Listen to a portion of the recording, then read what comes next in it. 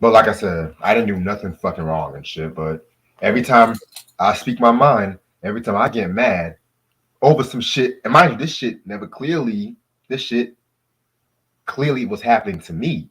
I'd have put up with Mm-hmm. a lot of fucking shit. I don't even want to see on live right now, but I'm gonna text you all that fucking shit. Right. Other than that, what was I about to say? You don't have this album, right? Yes, I have it. Oh, okay, perfect. Okay, cool, cool. I don't have no Blackstreet albums, man. No, Fuck, I got the first two. the only good two. Shit, okay. Yeah, the only good two. Right. Man, fuck this. Motherfuckers, man. Sometimes I just ask myself, why are people so fucking asinine and hypocritical? When you call them out on their fucking shit, they get all fucking surprised and shit. You know what I'm saying? You know. Right. Mm. Let me talk to you. I'm gonna put. I'm gonna go on mute. My mom's calling me. I wonder what this. All right. Yo, Clutch was good, yo.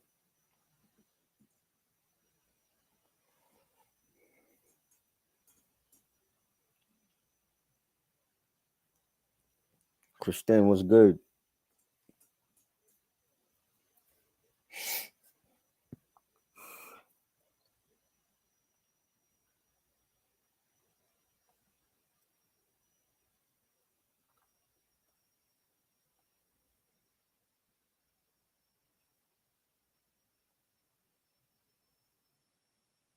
Frederick, what up? Your birthday next week, Sam? You gotta come on here so we can wish you a happy birthday. You've been on here so long, we don't even know how you look. You gotta get on here next week.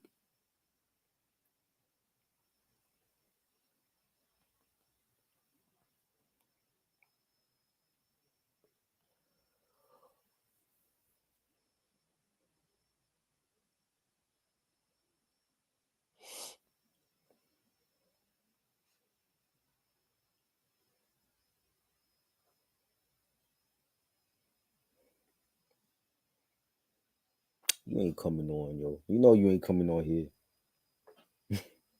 Don't say okay, and then we send you the link, and you don't come on here.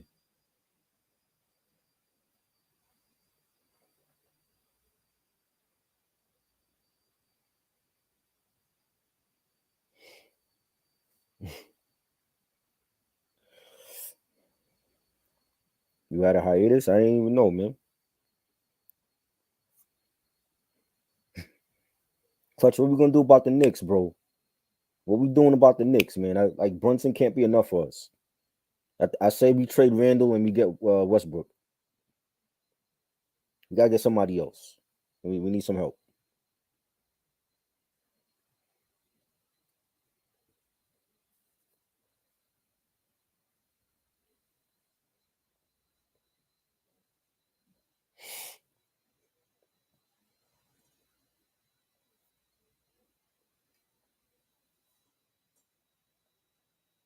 I know, but we gotta be to be a real contender. We need superstars here, and they dropped the ball with not getting Donovan.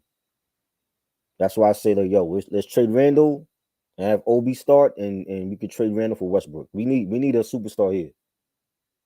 'Cause I don't feel like Brunson gonna take us to the promised land.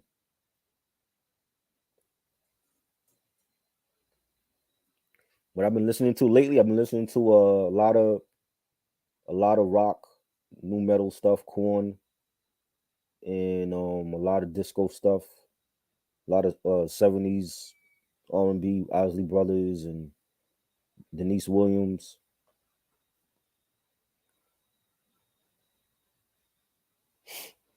Yeah, we trade Randall for somebody. We kept our core players though, but they got to get more minutes. I want to see Obi with more minutes and Quick and Grimes.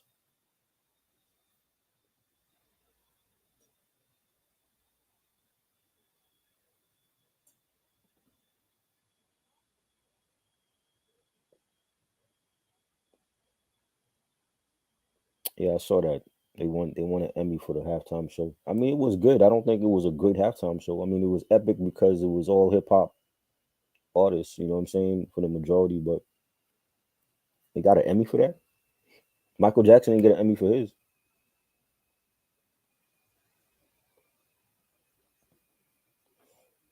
Oh, you saw the Chili Peppers? How was that? I never saw them in concert. How was that? Did they do any songs from Californication, Scar Tissue, or Other Side? I love that album. That's one of they best.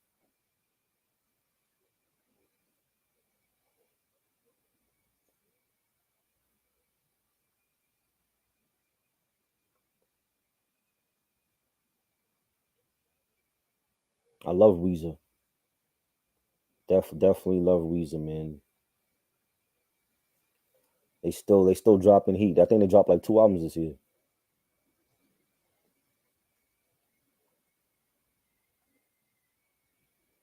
That's dope. I want to definitely see the Chili Peppers in concert, man. They great. What's your favorite Chili Pepper song?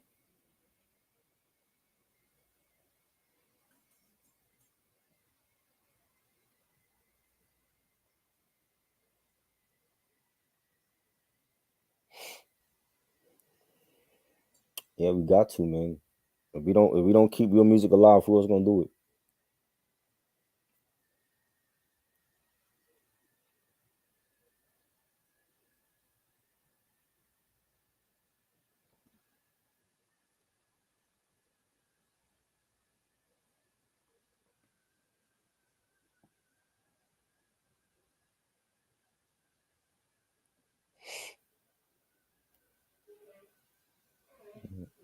Mm, Under the Bridge, yes. Classic record.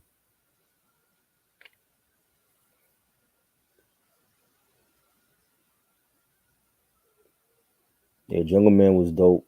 Catholic Schoolgirls Rule. That was good.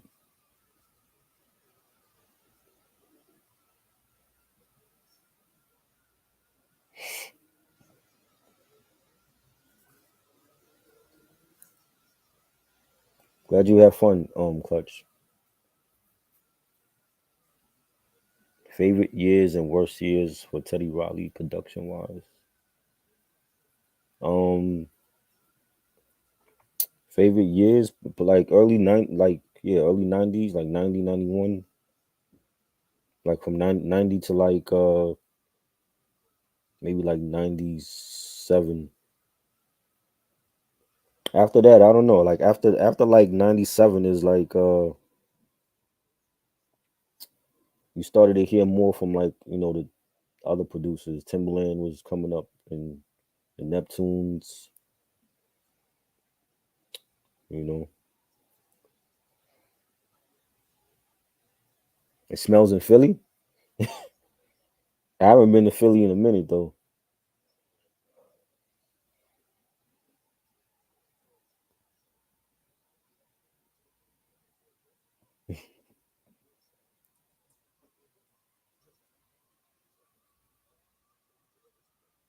Where they had the concert at? Was it at the where the Sixers play? Forgot the name of that arena.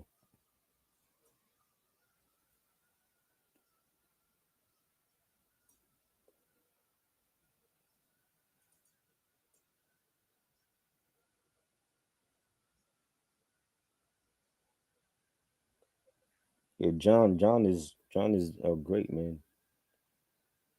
John is a great guitarist.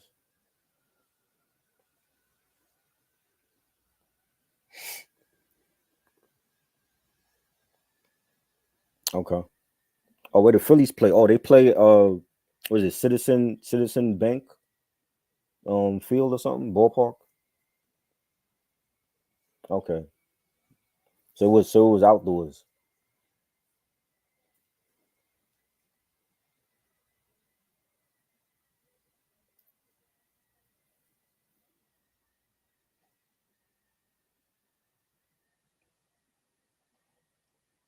That's dope.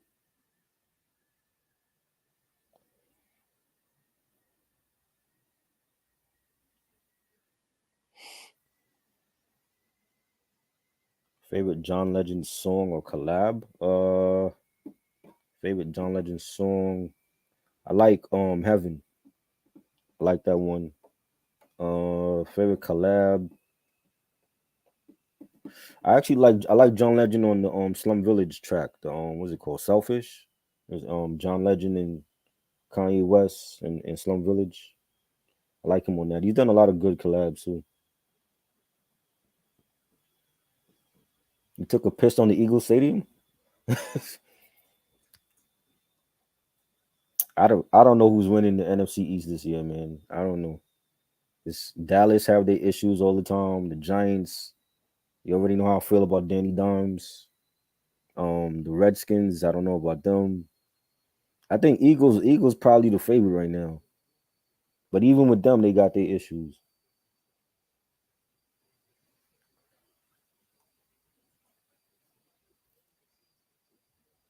Yeah, yeah. Teddy Riley discovered the Neptunes. The Pharrell wrote the rap on Rump Shaker for Teddy Riley. And then they were working on the second Blackstreet album in '96 with him.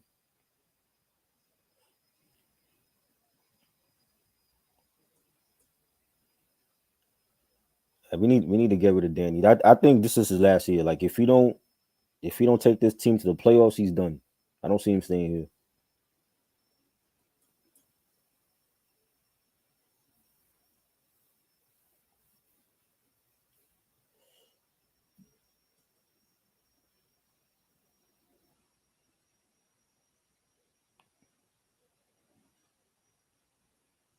Better producer R. Kelly or Teddy Riley?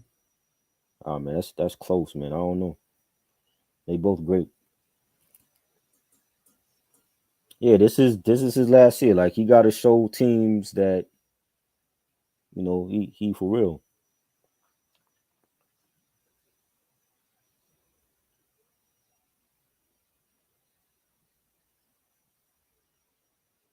Yeah, Teddy discovered the Neptunes.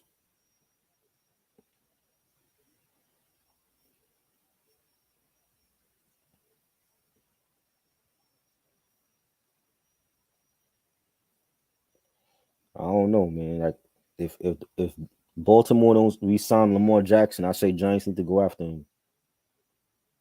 If they sign Lamar next season, that's an instant contender right there. You know, that's what I would go after. I would go after Lamar Jackson.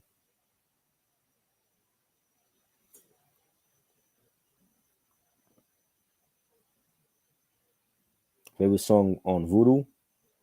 Um, The Root. That's my favorite. The Root. The whole album though. Whole album is classic, but yeah, that's my favorite.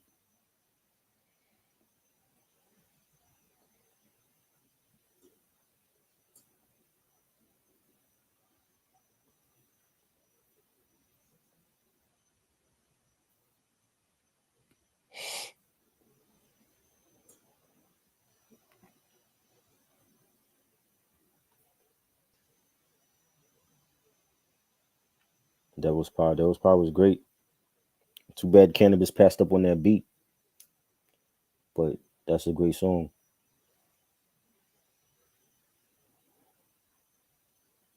Favorite song on Miseducation? Final Hour. That's my favorite.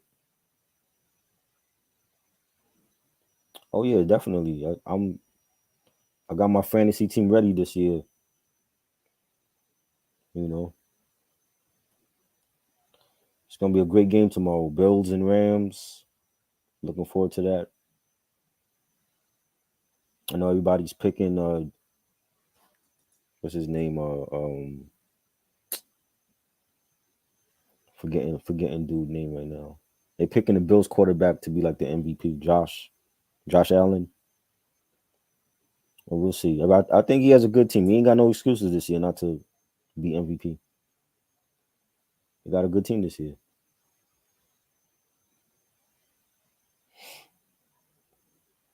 They just re-signed. They tied in Dawson Knox to like 4-year deal today, so they ready.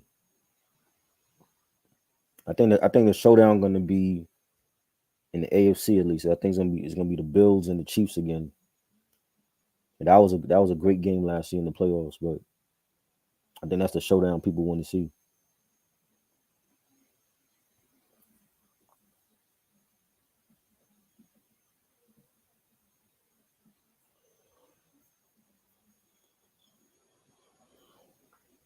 I like it. I don't know that song. They got 20 tracks on here, so I mean, if they have any unreleased joints, I wouldn't be surprised.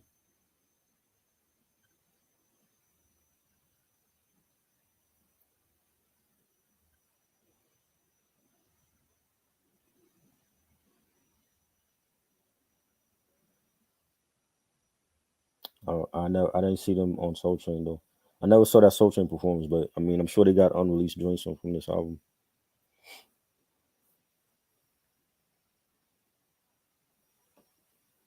How old was Reg? Actually, 10 years. It's gonna be 10 years for Reg on here next year. Like we're gonna do like trying to plan like a whole 10-year anniversary type of thing. 'Cause I want to say he's like 25, 26 now. Yeah, so it's gonna be 10 years next year for him. But it's 5 years for us, like for me, him and Ashley doing the reviews together. It's been 5 years for us.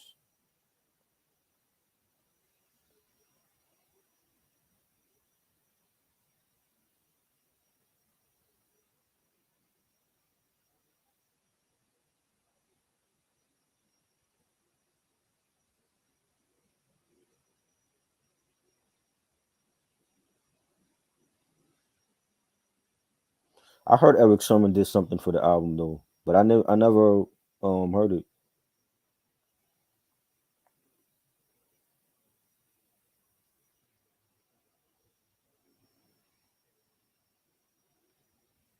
Favorite Neo albums? I'm not a Neo fan like that.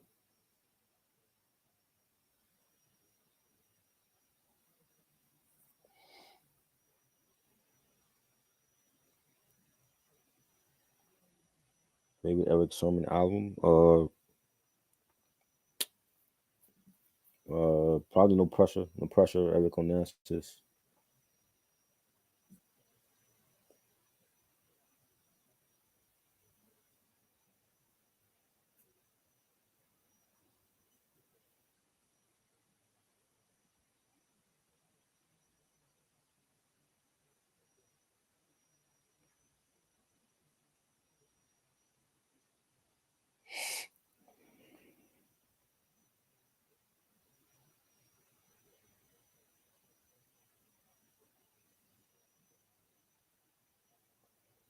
Listen to the first two Eric Sermon albums.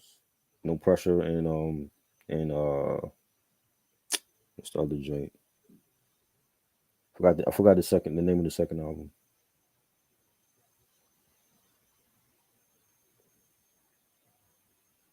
The one that came out in '95.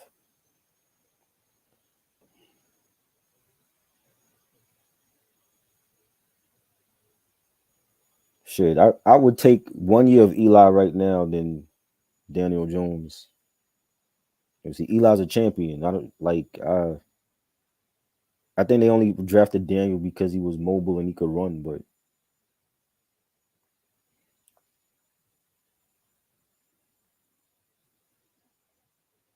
Double or Nothing. That's the name of it. Yeah, yeah. No Pressure. Double or Nothing. Eric Onassis. Those albums. Those albums are his best ones.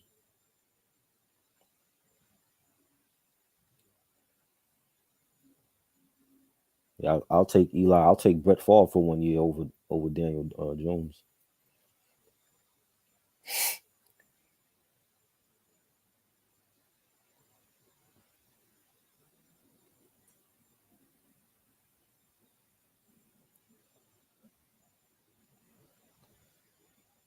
Love the Mets. The Mets won. The Mets won both doubleheaders today. I'm happy because we needed to beat the Pirates. I don't know. Both New York teams. The Yankees just won. They beat Minnesota. Both New York teams are losing. I don't know what's going on with the teams right now. They picking the worst time to lose, especially the Mets because they were tied with Atlanta and they had to beat the Pirates. You know, so they won today. You know, I'm still picking them. I think they just destined to win it. You know what I'm saying? If they could beat the Dodgers and Atlanta, I think they'll be good. The Yankees, I don't know, but I think the Yankees, if they got to play Houston, they're gonna lose because they Houston has a number, and he lost to Houston like twice in the postseason already. You know what I'm saying? And they need everybody healthy again to go back. And if they got to play Houston and they not healthy, I think Houston gonna win it. But I'm picking the Mets for the National League. I think the Mets they got the team.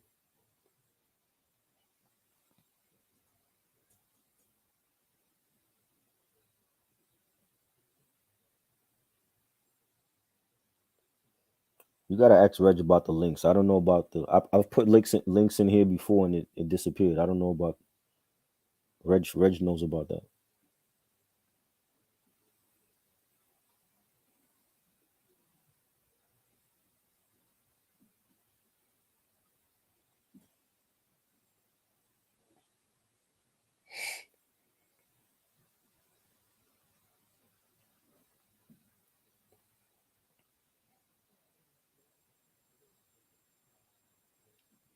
What links you trying to put in the chat?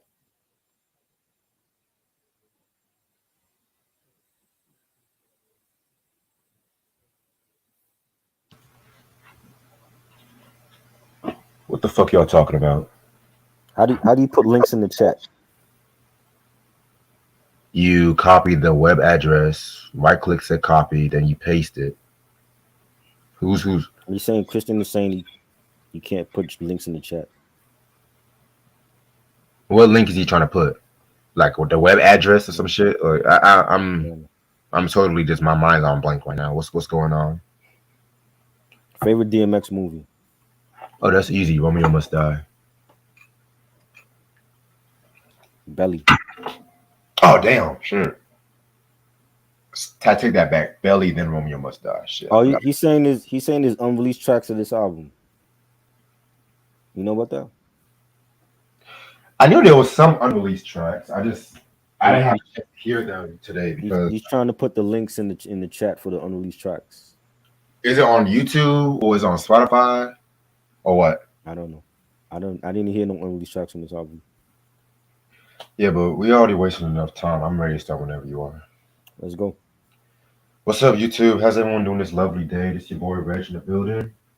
Got my homeboy Try with me. What up? Before I start, I did get a few albums and stuff like that. I want to show y'all a quick, well, actually just one album I got because, like I said, yeah, just I'm gonna show y'all the one shit I got just to show it to y'all and shit. And I've been waiting on getting this single for the longest. It's Big L with the MVP single. Nice. Yeah, the summertime remix on it. Yes. That's the only reason why I got it. The only fucking reason why I fucking got it and shit. Yeah, man. I might just show like 3 new albums before December and shit like that. So I'll probably show another one next week if I get a chance. But I'm not really going to be serious about my CD shopping or album shopping until like maybe early October. I might go to this one convention next week, but I gotta pay off a few bills first of all and stuff like that. But yeah, man. Funny story about this remix and shit too. So this uses the same sample as the Bard Stay With Me joint. And it's funny too because Puffy and stuff like that too, you know, he heard that sample and made him to do Biggie's One More Chance remix. Oh no, the real original single and stuff like that too. But then the label, when it came to the video version, that's when they used the Summertime remix and stuff like that, which I'm not gonna hold you guys. I prefer the Summer Smooth remix over the OG mix. I like the OG mix. The OG mix is the classic and stuff like that. You know what I'm saying? But I felt like I like when L rapped over the melodic beats. Like another example is when he guest starred on this R&B stinger. I think Steven on the song The Alone remix. Oh my fucking god! So yeah, man. Very, very, very dope. Single. Must have in your collection. I'm gonna change my clothes right now. I'm gonna mute my camera, but Kristen said there was supposed to be 32 tracks on this album. hell no. What? 32 tracks. It's already a lot of as it is on this album. 32 Oh, yeah, tracks. That's a that's double 20 album. tracks, man. But I don't know none of those songs. yeah, man. But the album we're going to talk about today is Blackstreet with his self-titled album. This came out in 1994. This is Blackstreet 1, to be real with you. And I'm saying this right now. They have like a new lineup every fucking album and shit like that. So Yeah. this to me is the best lineup of Blackstreet. Teddy Riley, Dave Hollister, Levi Little, and Chauncey and shit like that. It's Chauncey Hannibal. The best Facts. lineup of Blackstreet. Yep. And and probably a contender for their best album next to Another Level. We've been talking about Blackstreet for a while now and shit like that. You know what I'm saying? Right. This album came out June 21st, 1994 on Interscope. It was executive produced by Teddy Riley, John McClane, and Michael Concepcion. Other Concepcion. some shit like that, yeah. I know I fucked up his name. I don't give a fuck. Yo. Producers include Michael Flip Barber, Markel Riley, Eric Sermon, Lil Chris Smith, and Leon Silvers. I also want to give a slight mention to some songwriters, and a certain production duo got a few of their starts on here, and those are Pharrell Williams and Shaq Hugo, better known as the Neptunes. You know, because people forget Neptunes with Teddy Riley's protégés and shit like that. Mind you, Pharrell wrote Teddy Riley's verse on the Rump Shaker song too. I mentioned that. Yeah. Oh, And you mentioned that. They worked on the second album too. Another Level. They worked on that too. Oh wow. Oh wow. I gotta re-listen. I can't wait to re-listen to that one and shit like that. Cause I always thought they just worked on this album. I don't know why though, but now it makes sense because that was when the Neptunes was good, Black Sheep was good, so it all makes sense and shit. Singles album was known for are Baby Be Mine, but oh, I forgot to mention this. They actually had a fifth member. Also, his name was Joseph Sonstreet.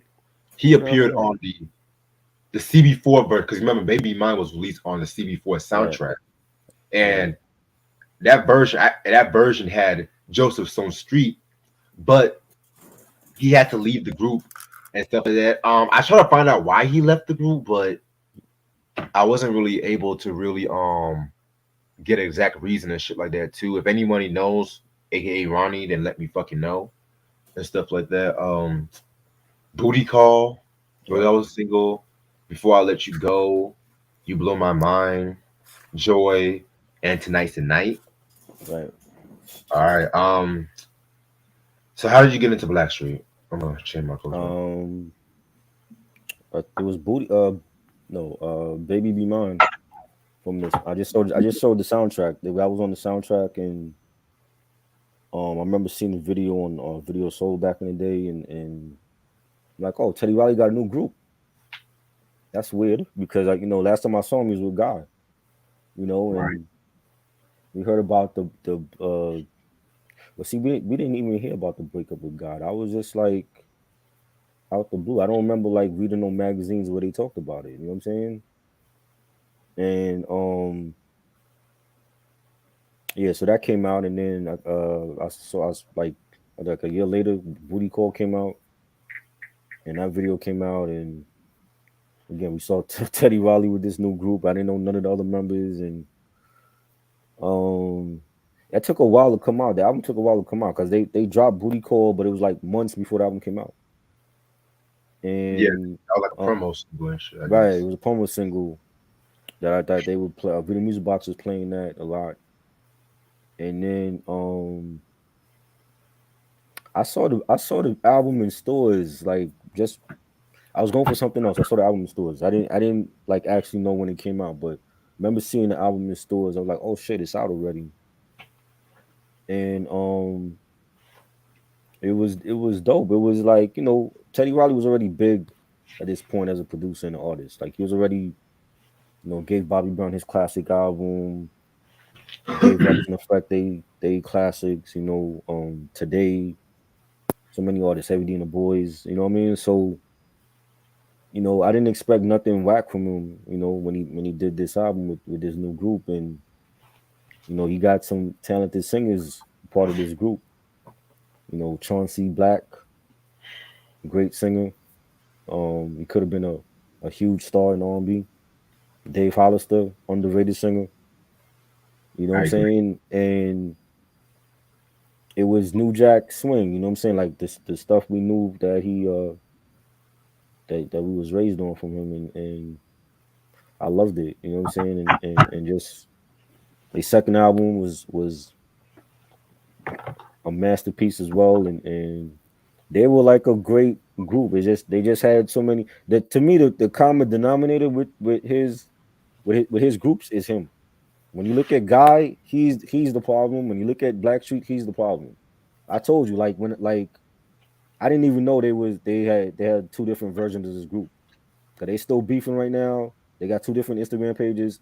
Chauncey runs one page and Teddy Riley runs the other one. And Chauncey was the one that told me that there's two different pages, and I didn't even know that.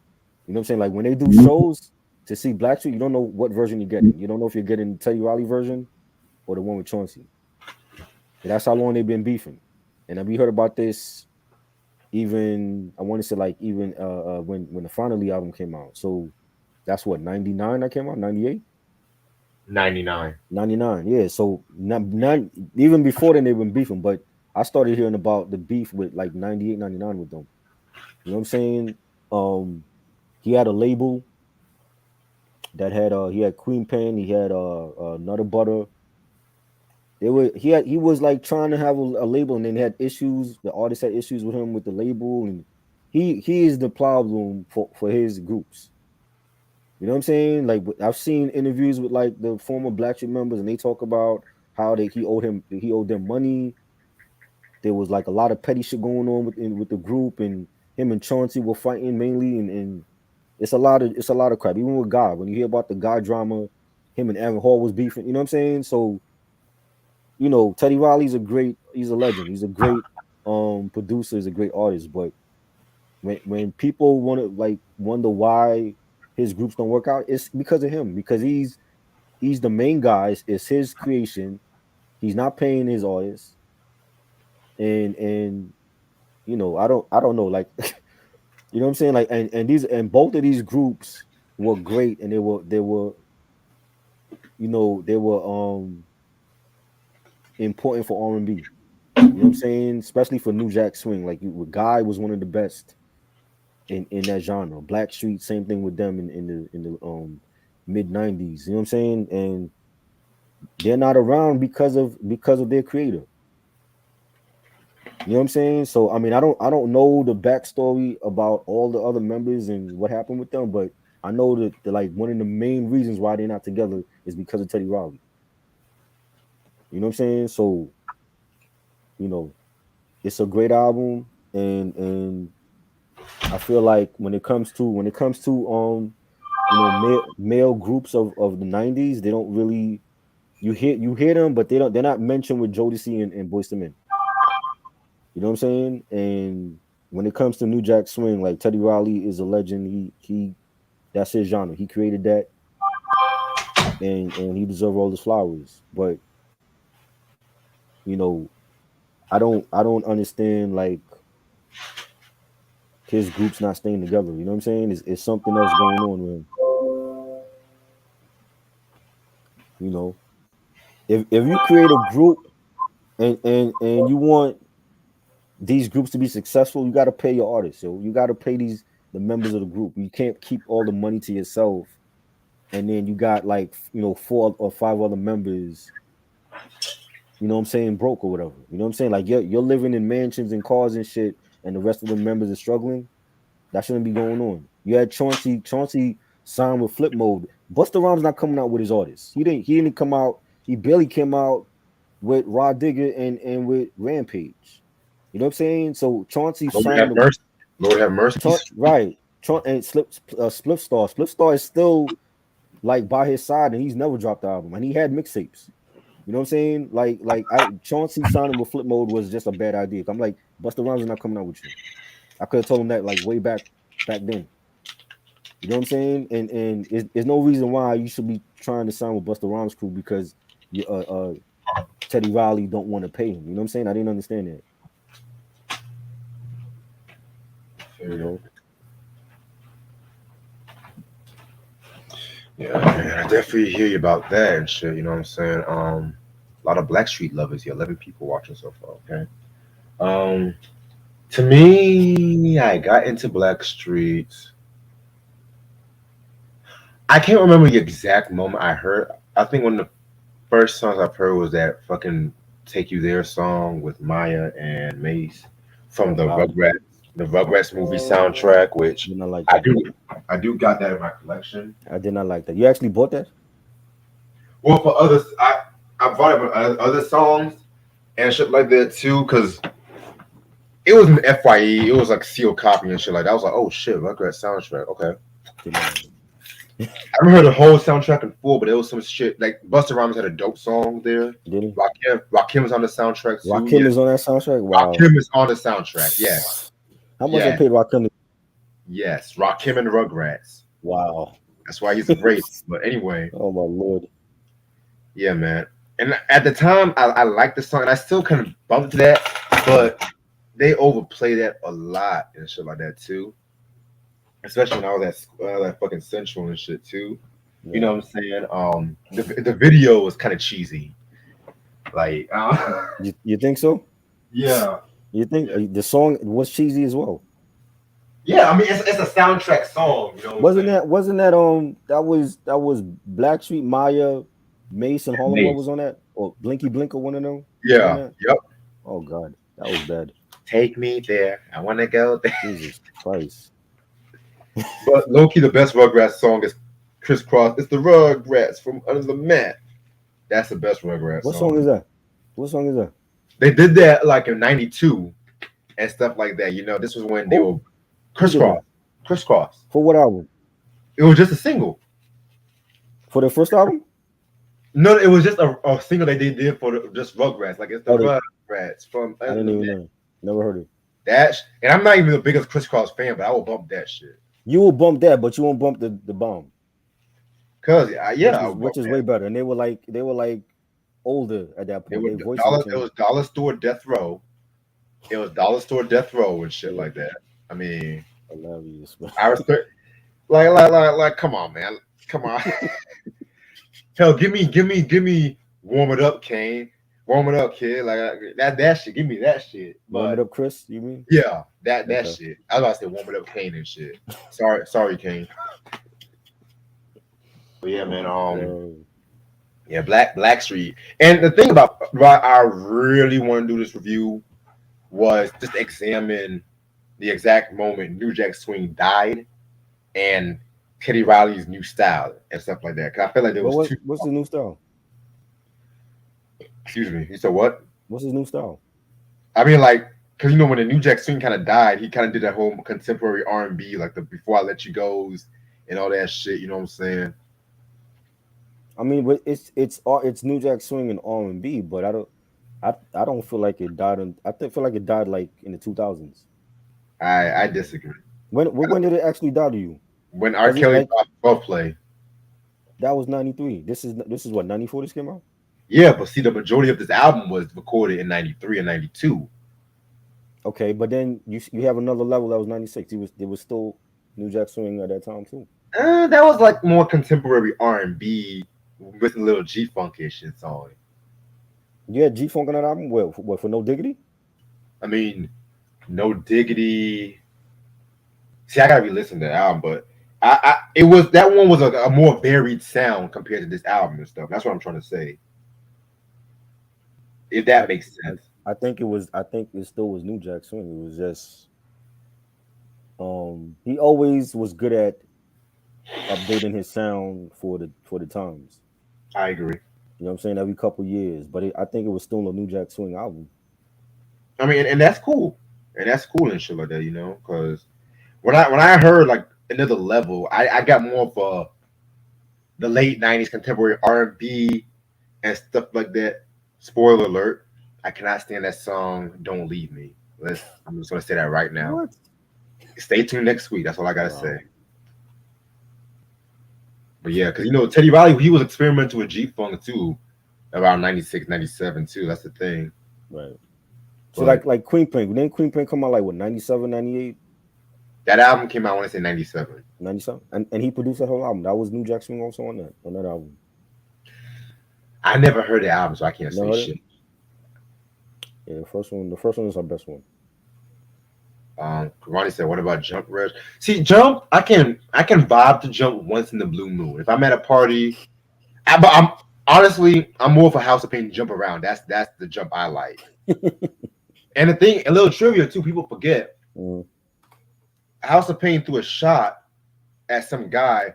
What was his name? What was his name? Oh shit! I gotta pull up the fucking lyrics now. Oh, shit. But House of Pain, they threw a shot at the guy that was supposed to have. They're like the main promoter for that song, but he passed on that. But then he promoted Chris Cross's jump and stuff like that too. You know what I'm saying? And they both were big at that time. Right. Like '92 was just the year of the jumping and shit. Right. And then the LA riots happened, and then everyone was jumping. Let me stop. That would stop. Yeah, Joe Nicolo and stuff like that. The dude from Rough House. Yes, Rough House. Joe Yeah. Nicole, yeah. Okay. And so they gave them the demo of Jump Around, and he passed on it. But then when Chris Cross had the jump song, he called Joe whatever his Nicolo whatever, he called him a biter and stuff like that too. And he even dissed him on the second album and stuff like that too. You know what I'm saying? Right. So yeah, man. And I just knew about that fucking shit too, because Yeah. I mean that's why I say I prefer Jump Around, because that song actually gets me fucking hype and shit like that. You know.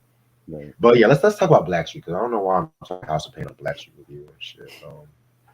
So for those who don't know who Blackstreet are, they are a group and stuff like that. I want to say they're from New York. I want to say, give me a second. Okay, fucking Wikipedia, come on, nigga. Yeah, New York City, New York City and shit like that. But before I really get into that, let me talk about who Teddy Riley. At that time, Teddy Riley, you know, he was working with Guy, and yes, we're still going to talk about Guy, October, the latest and shit like that. You know what I'm saying? And so Guy came out with two albums, the self-titled and the Future.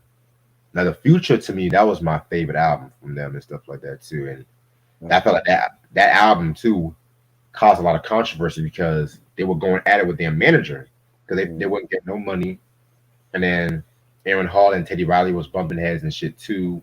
Right. According to Teddy Riley, the real reason that Guy broke up, when they toured with New Edition and they had a fight with the Entourages and stuff like that. New Edition's always having fights and tours and stuff. That was not the reason why they broke up. That's what Teddy Riley said. He's lying. They were having. So you're gonna blame New Edition for why they broke up? Well, you didn't blame Bobby. He's all like, I had to get away from this atmosphere. So, but it was more deeper than that because him and Aaron Hall were bumping heads around that time too. Right. And then Aaron Hall had that "Don't Be Afraid" single, which blew up and stuff. And so Teddy Riley, in my personal opinion, when he was working more with Michael Jackson, and he got more bigger than the group, he got more big headed, and he broke up. Guy, that's my personal opinion. But he was working with everybody. Dougie Fresh. Yes. He worked with Kumo D, Big Daddy Kane. He worked with everybody. So but this is Michael Jackson we're talking about. This is if Aaron Hall and Damian Hall was in their feelings, then fuck him. That's how I see it. Like you're gonna get mad because he was working with Michael Jackson. I mean, David Lee Roth got mad at Eddie Van Halen allegedly for working with Michael Jackson because see, that's why you have to go. You know what I'm saying? You can't get mad. This is the king of pop. How you gonna get mad at that? That's my speculation because when Teddy was working more with Michael, his star profile was more bigger and stuff like that. You know what I'm saying? It got more bigger, and of course, you know, rest in peace, Heavy D too. Heavy D worked with MJ too, but see, Heavy D he still had his group on his back and stuff like that. You know what I'm saying? So right. And that was one song. They didn't look at him. They didn't. G Wiz and Eddie F didn't look at him like, oh, yo, you're too big now for the group because you're working with MJ or you're working with Janet. So that doesn't make sense. Shit. So you know, because the Dangerous album came out in '91, and that's like my third favorite MJ album and stuff too. I love that. Yes, Yes, yes, yes. And yeah, man, Titty Riley did shit like Can't Let Her Get Away, Remember the Time, all that shit. Mm-hmm. Something tells me some of them shits were kind of guy leftovers, but I'm gonna leave that for You another think day. so? I'm gonna leave that for another day. I want to. Aaron, Aaron Hall is not singing in the closet better than Michael. Hell no. Nope. Not remember the time. None of those songs. Not Jam, Black or White. Nah. Hell no. So after the guy broke up, Teddy Riley, he was produced for like a lot of cats. New Jack City was still going popular, but then he formed this group called Blackstreet and stuff. Well, originally they were called Stone Street and stuff like that too. And Wow. yeah, nice That that they was changed. that's even bad. Hmm. And the original members included Teddy Riley, Chauncey Hannibal, Levi Little, and Joseph Stone Street. This is Blackstreet One. However, Teddy Riley heard David Hollister's voice and stuff like that, and Stone Street was pretty much replaced by Dave Hollister. Like I said, if anybody knows why he left the group, let me know and stuff like that too, because I've been trying to find information and shit like that, and a lot of the information about Blackstreet is kind of scarce around the internet and stuff too. So I got to go by he say, she say, interviews, all that shit. So in 1993, they dropped their first single on Wax, "Baby Be Mine," which was on the soundtrack to CB4. Ironically, another soundtrack that I have in my collection and stuff like that too. I just showed it to Um, you. Pretty solid soundtrack and stuff like that. The movie, it was good, but it had its corny moments. I'm not gonna lie. Yeah, I mean, it was alright. So yeah, man, that was a big song, "Baby Be Mine," but like Dave Hollister joined the group, and the rest is fucking history. They dropped the first album. I always love the album cover. Yes. But the album cover is fire and shit. I always love album cover when motherfuckers are over cities like their neighbor, like Elmatic and some shit like that too. You know what I'm saying? Because it kind of gives me Elmatic vibes. I don't know what it is, but in an Okay. R&B sense. Yeah. In an R&B sense, I don't know. Just put Nas in the middle of it, right? Yeah. Also, Leon Silver's the third. I forgot to mention he also assisted Teddy Riley on some of the songs as well too.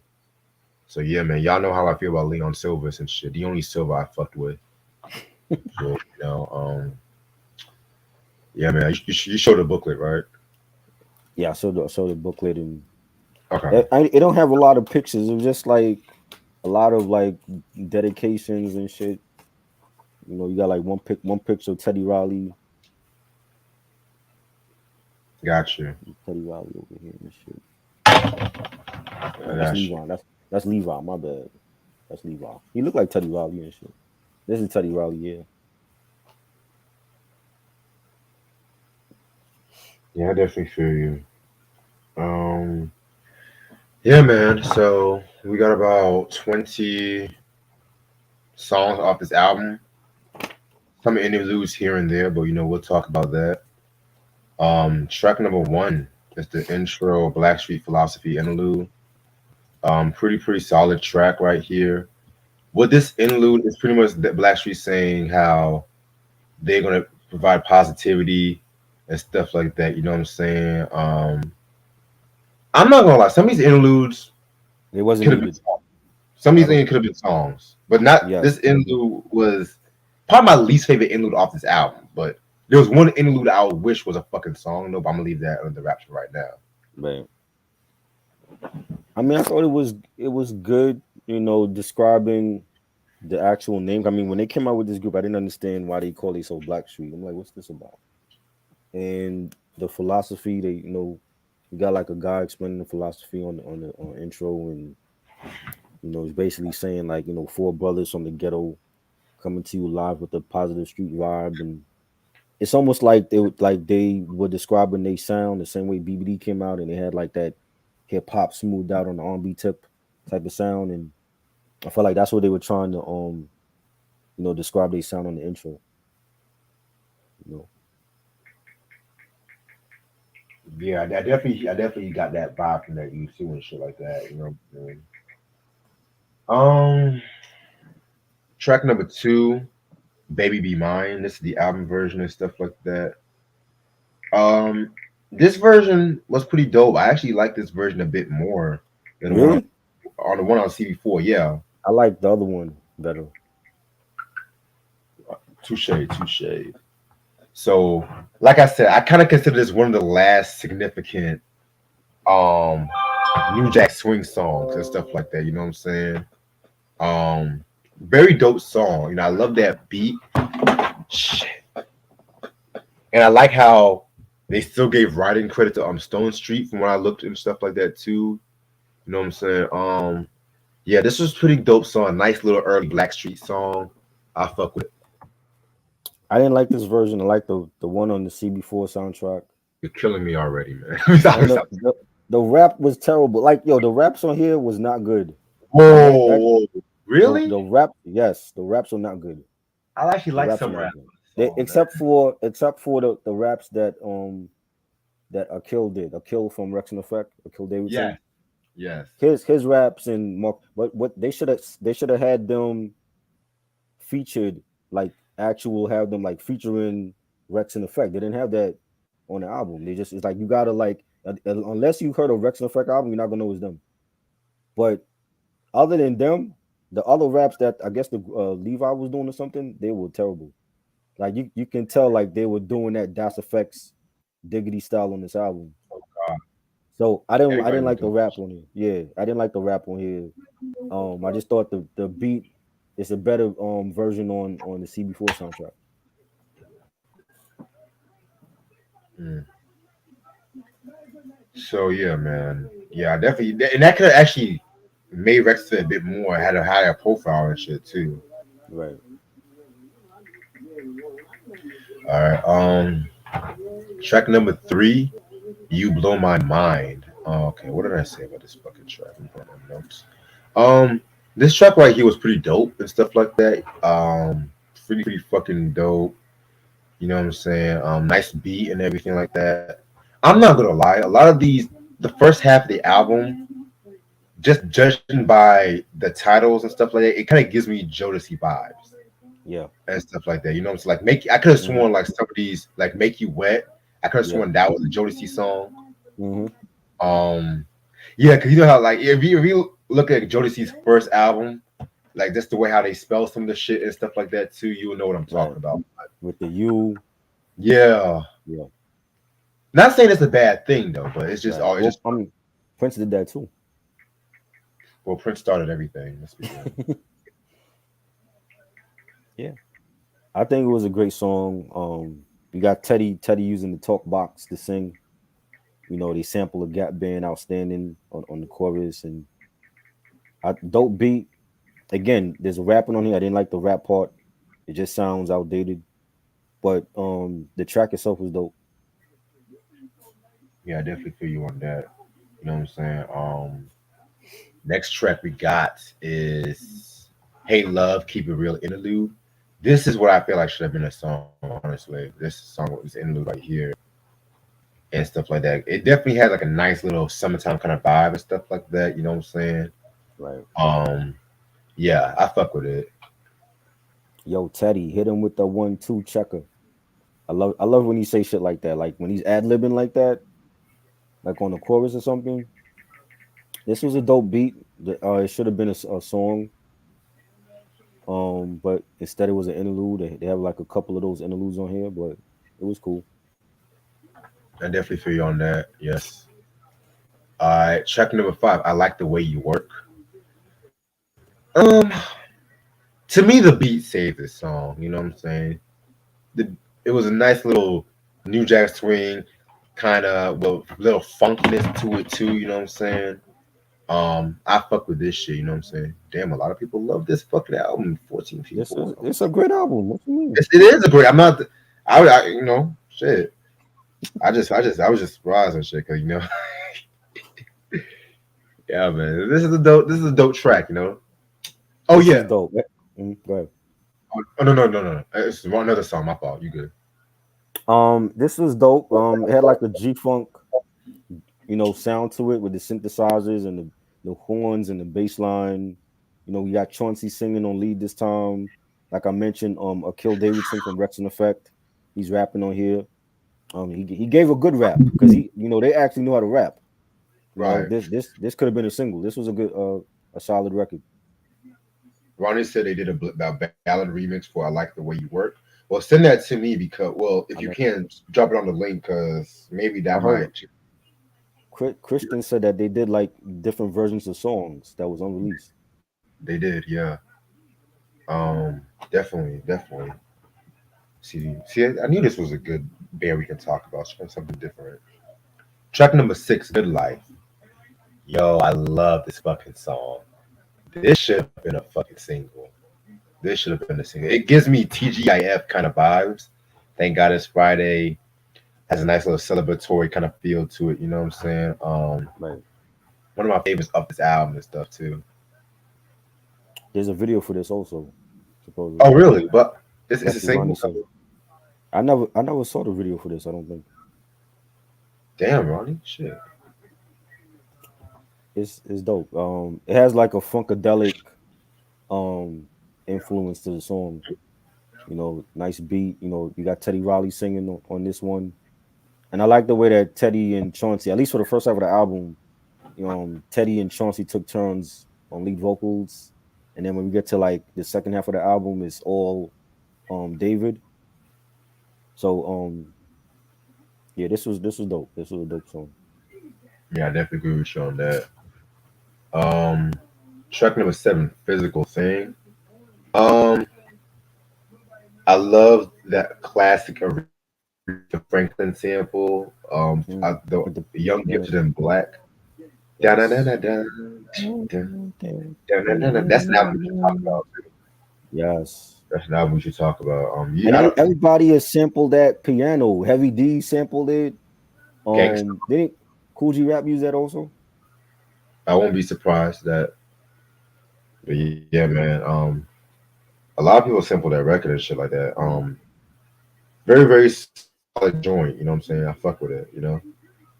This is one of my favorites. I love the beat, the bass line, the piano sample from Aretha's record, and Chauncey again. You got Chauncey on lead vocals this time, and he killed it. And this is a strong record.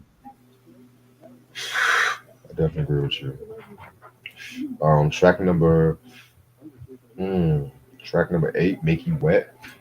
This is Jodeci s kind of song. This was okay. Excuse me. This was okay. Not a bad song. You know what I'm saying? But it kind of felt like I kind of felt like it was a step below the previous two, honestly. I like it. Again, dope beat. We got that New Jack Swing flavor, the horn arrangements. Chauncey on singing the lead on this as well. A kill Yeah. from Rex and Effect. Dropped another dope rap verse on here. This is dope. Yeah. Chauncey's a good singer too. He is. He I is. like And he never, that's why I say he could have been a huge star and he never came out with nothing after Blackstreet.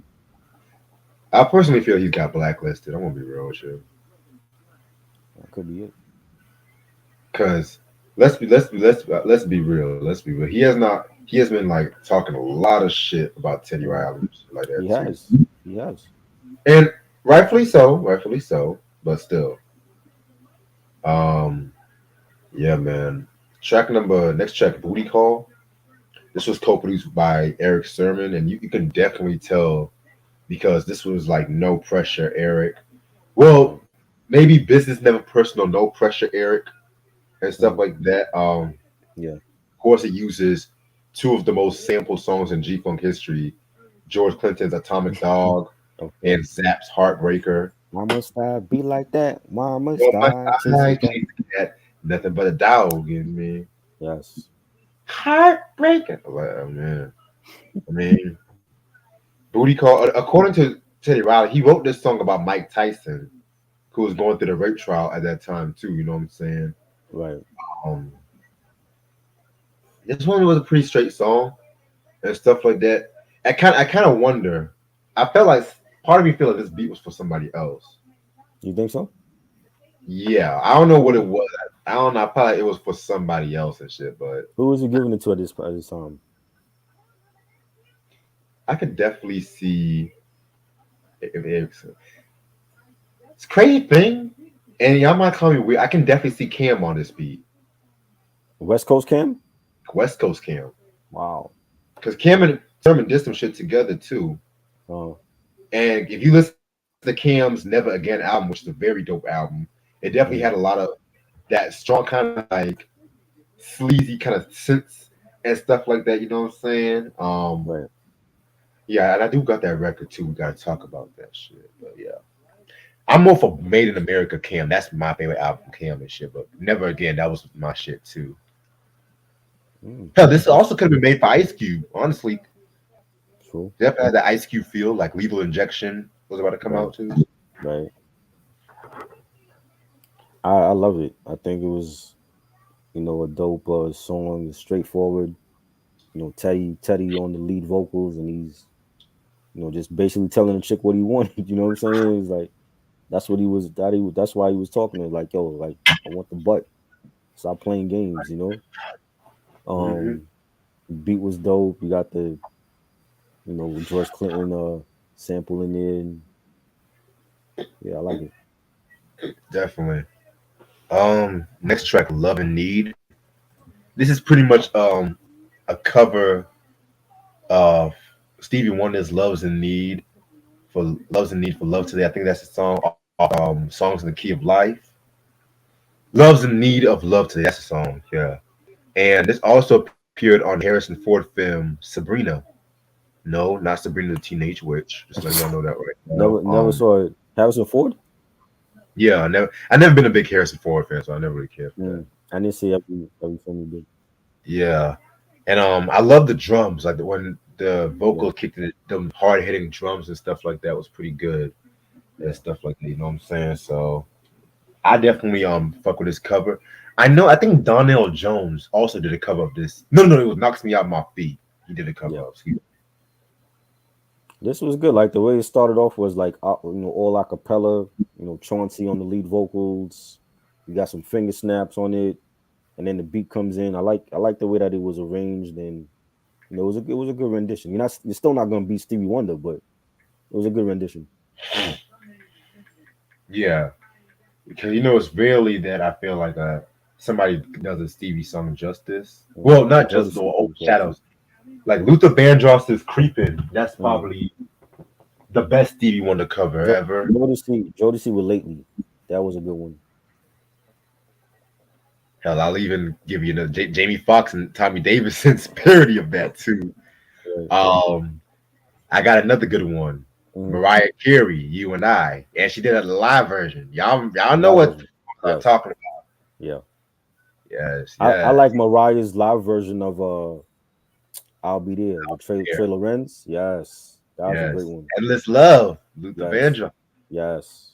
So No, Mariah, I still prefer Diana and Lionel Richie. That's just me. yeah. You didn't like that one? It's not that I didn't like it. I just felt like vocally Luther and Mariah elevated that track Hmm. and stuff like that too. You know what I'm saying? Not Right. saying that Lionel and Diana are bad singers by any means, because I Right. just felt like they were more. It was more like a sweeter texture when it Hmm. came to their vocals, like more yacht R&B, but Right. not yacht R&B. Whereas Mariah and Luther were definitely toe to toe vocally and Hmm. shit like that. You know what I'm They saying? they were cringy to watch them perform that live though. Well, it's cringy to watch Lionel and Diana perform that live too. That's So, what I'm talking about. I'm talking about like oh, to oh, watch oh, them oh, perform that live. Yeah. yeah. Okay, I see. Remember the episode of Steve Harvey show when Steve and Mhm. Regina was singing that song and shit too? Right. That was hilarious. I track number 11, Joy, co-written by the greatest artist of all time, Michael Jackson. Fucking love this song right here. This is a Mhm. second favorite. Um, I heard the original version with MJ a while back ago and shit like that. Right. Definitely love that version and shit, but would I say it would have fit on Dangerous? Nah. Eh, I you don't can think it say. would have. I I think it would mean, have fit. I think it would have fit on Invincible. yes, yes. Invincible. Yeah, Hmm. I definitely agree with you about that. Yeah. But yeah. This one by Blackstreet was very dope and stuff like that. Very smooth. Dave Hollister definitely did his thing with some of these vocals and stuff like that. Um, yeah, man, I love this fire track. This was great. This was a great song. This is like the second half of the album with all Yes. Dave Hollister like on lead vocals. So it's like you Mm-hmm. kind of forget about Teddy. Oh, Teddy and Chauncey were battling it out for the first half, and then the second half was all David, and he killed a lot of these songs. This was a great song, real beautiful melody. Um, I keep hearing when he's singing it, I'm hearing Michael singing it. Like it was written by Michael. I'm hearing Michael's vocals, even though it's Dave singing it. I'm like Michael would have killed this track if he had sang it. Well, he did do a version of it, right? Yeah, he did. But it never came out. No, Yeah, I think if he had released that, that would have been a smash hit for Michael. But Dave did his thing. Like I said, like he's a great singer. I like the strings on it and the beat. And yeah, this is one of the best ballads on this album. definitely. Now, my favorite track off this album, and this might be a surprise to a lot of people. Before I let you go, before I let you go, can I get a kiss good night, babe? Stop. Yes. Yes. Fucking yes. Fucking yes. Before this is actually my favorite Blackstreet song of all time. Wow. Honestly. I remember the first time I heard this fucking record and shit like that. It was when one of them little R&B infomercials and shit like that. Right. It was Brian McKnight hosting. It was like 90s R&B jams or some shit like that. And this is around the time when they used to have like a lot of them people who haven't done anything significant in a while. Not saying that Brian McKnight, because Brian McKnight still did this thing, but Right. I used to watch this late at night, and I just love that fucking track. Yeah. And the video with Omar Epps and Shari Hardrick and shit was a dope too. Right. This was Dave Hollister's breakthrough, Yeah. in my opinion. No, yes, he did. Brenda's Got a Baby with Pac, but this was when he became a household name and shit. Yeah. Like, I love the line where he says, "Listen, baby, turn the lights down low. Let's take it nice and slow. My mission is to keep you mine. Don't want this to be the last time." And then that, we make sweet love, baby. I know you feel it too. It's bigger than the both of us. Sing it, Reg. One thing I'm saying, I don't wanna lose your love. Don't wanna lose it. Like that is how you fucking do a ballad, right there, without being fucking weak. Cough, break. Cough. half these motherfucking rappers. Yes, I said it rappers because these rappers are getting their feelings. Shit. Future, yes. Like, this is legitly Blackstreet's magnum opus and stuff like that. You know what I'm saying? And that chorus is a chorus like that. Before I said, can I get a kiss? Good night. Like this is R&B right here. Like, this is fucking R&B. Yeah, apparently Diddy thinks R&B is dead, but this is R&B right here. Well, Diddy was one of the. Well, if he thinks R&B is dead, he's one of the murderers of it because he does not promote the R&B artists. Facts. I'm just saying. And speaking of that, I hate to say this, but how you gonna mad at autotune when he did a whole album of autotune and shit? Exactly. That see, niggas, money shit. Yeah, niggas, they need to look at their receipts before they ask for a refund. That's all I gotta say. The goat of hip hop. Yeah. This is how R&B should be sounding right now. It's not enough artists that's doing it like this, and again, it's a beautiful song. It was a respectful song. It was tastefully done. You know, you're not having Dave sing explicit lyrics. Or I want to pull your panties to the side, and he's talking about getting the kiss goodnight from the female. You know what I'm saying? And I love the beat. The bass line. I love the video with Omar Epps. He's in the video, and classic record. You're right. Yes, I definitely agree with you on that. Track number 13, Confession Interlude. This one was again Not a bad interlude and stuff like that too. You know, pretty cool. Um, do I wish it was longer? Maybe another minute and 30 seconds. I don't know, but it's alright. It was cool. It was a cool interlude. I like the beat. Right, definitely love the beat and shit. Let's see. Falling in Love Again. Fire record like that. Yeah. You know what I'm saying? Hollister definitely did his thing. I love Teddy and Hollister's chemistry on this track right here. You know what I'm saying? Fire. Yeah. Again, another great ballad. This pianos was great on it. This slow down beat. Dave killed it. Yeah, he definitely killed it. He is one of the best vocalists I've ever heard from this time and period and shit. Mm-hmm. Like he reminds me vocally, he kind of reminds me of Donny Hathaway mixed with a little bit of Bill Withers, if that makes sense. Right. Yeah, man. Next track is Candlelight Night, another interlude. I consider this interlude more of like a prelude to Tonight's the Night. You know what I'm saying? So with that being said, still cool shit. Yep. You got Chauncey on the lead for this one, for this little short interlude, I and forgot to mention, yes. like a little quiet storm type of track. Right. He definitely has the right voice for that shit too. Yeah. All right. Tonight's the Night. That's the next track right here. Now, beat wise, it low key reminds me of when Redman did Tonight's the Night, but they did it like with a little. It's like a more stripped down version and shit like that too. You know what I'm saying?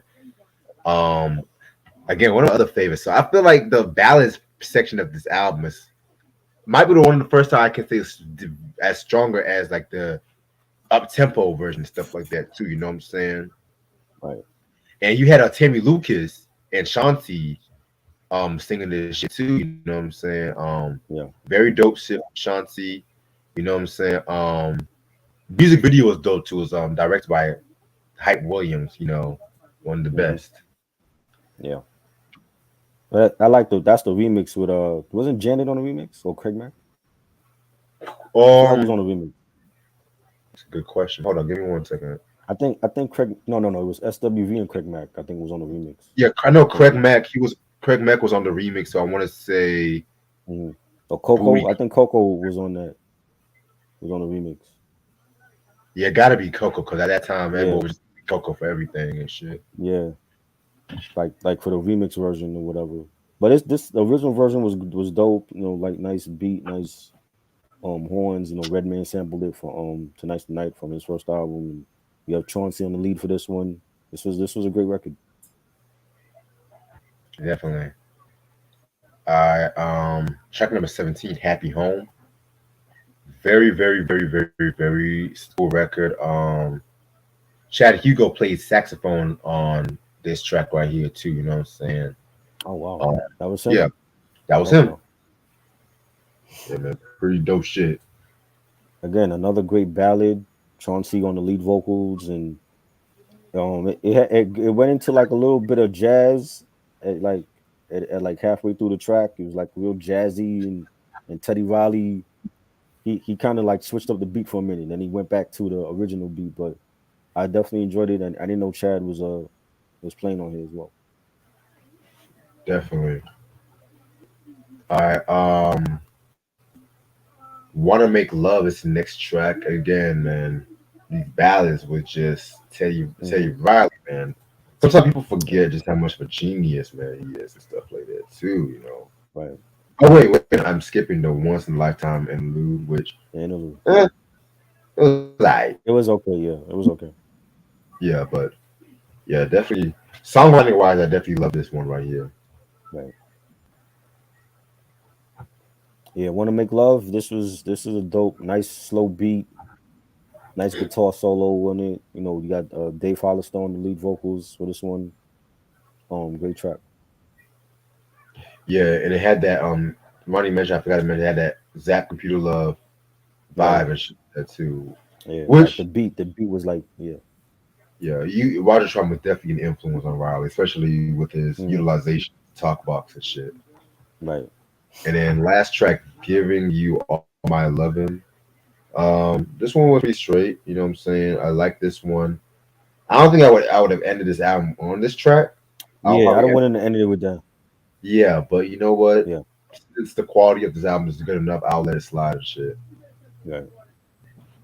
This was good. You had Chauncey on the lead. You had Markel Riley, Teddy Riley's brother, rapping on here, also from Rex and Effect. They sampled Earth, Wind and Fire song.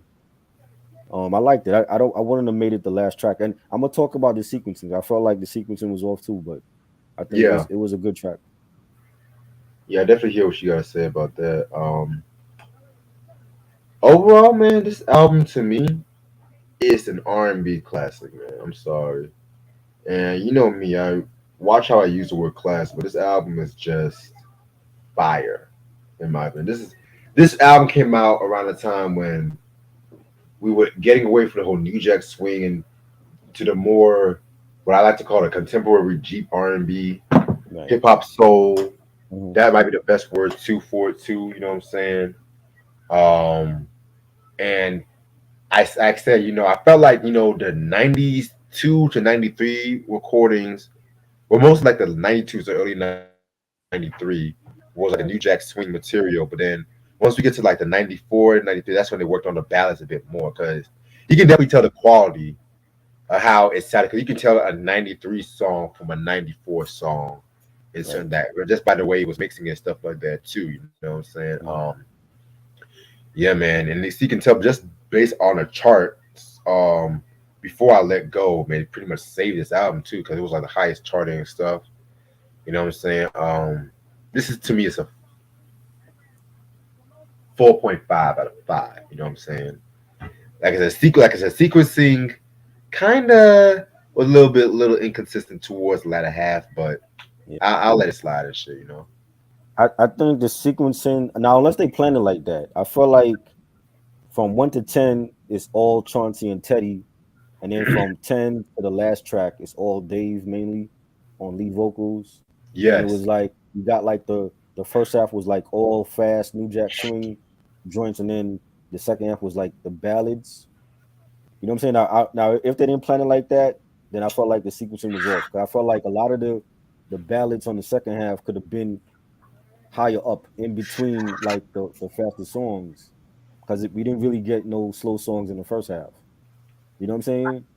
So you know. that was like the only minor thing was like I felt like the ballads. It was like Oh, all the great ballads was like in the second half, but it was none in the first half.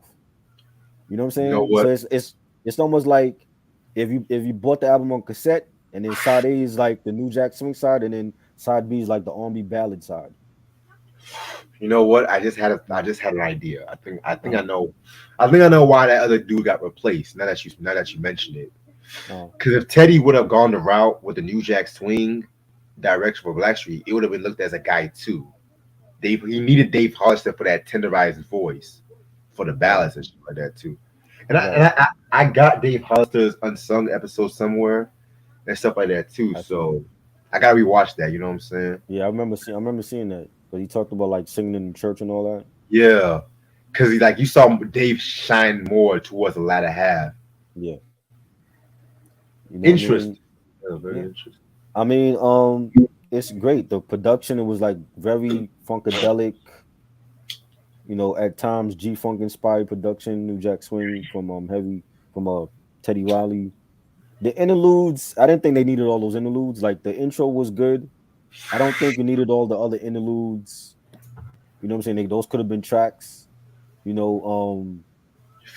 But I think it was a great album. Like, Chauncey can sing his ass off, Dave Hollister can sing his ass off. Teddy Riley was a when Teddy's on the mic, it's a different vibe because he's not really singing, but he's like singing through the talk box. But it was like that's for like the fast joints. You know what I'm saying? Yeah, It's almost like when you had George Clinton sing, it was like he wasn't really singing, but it was like a vibe when he was on the mic.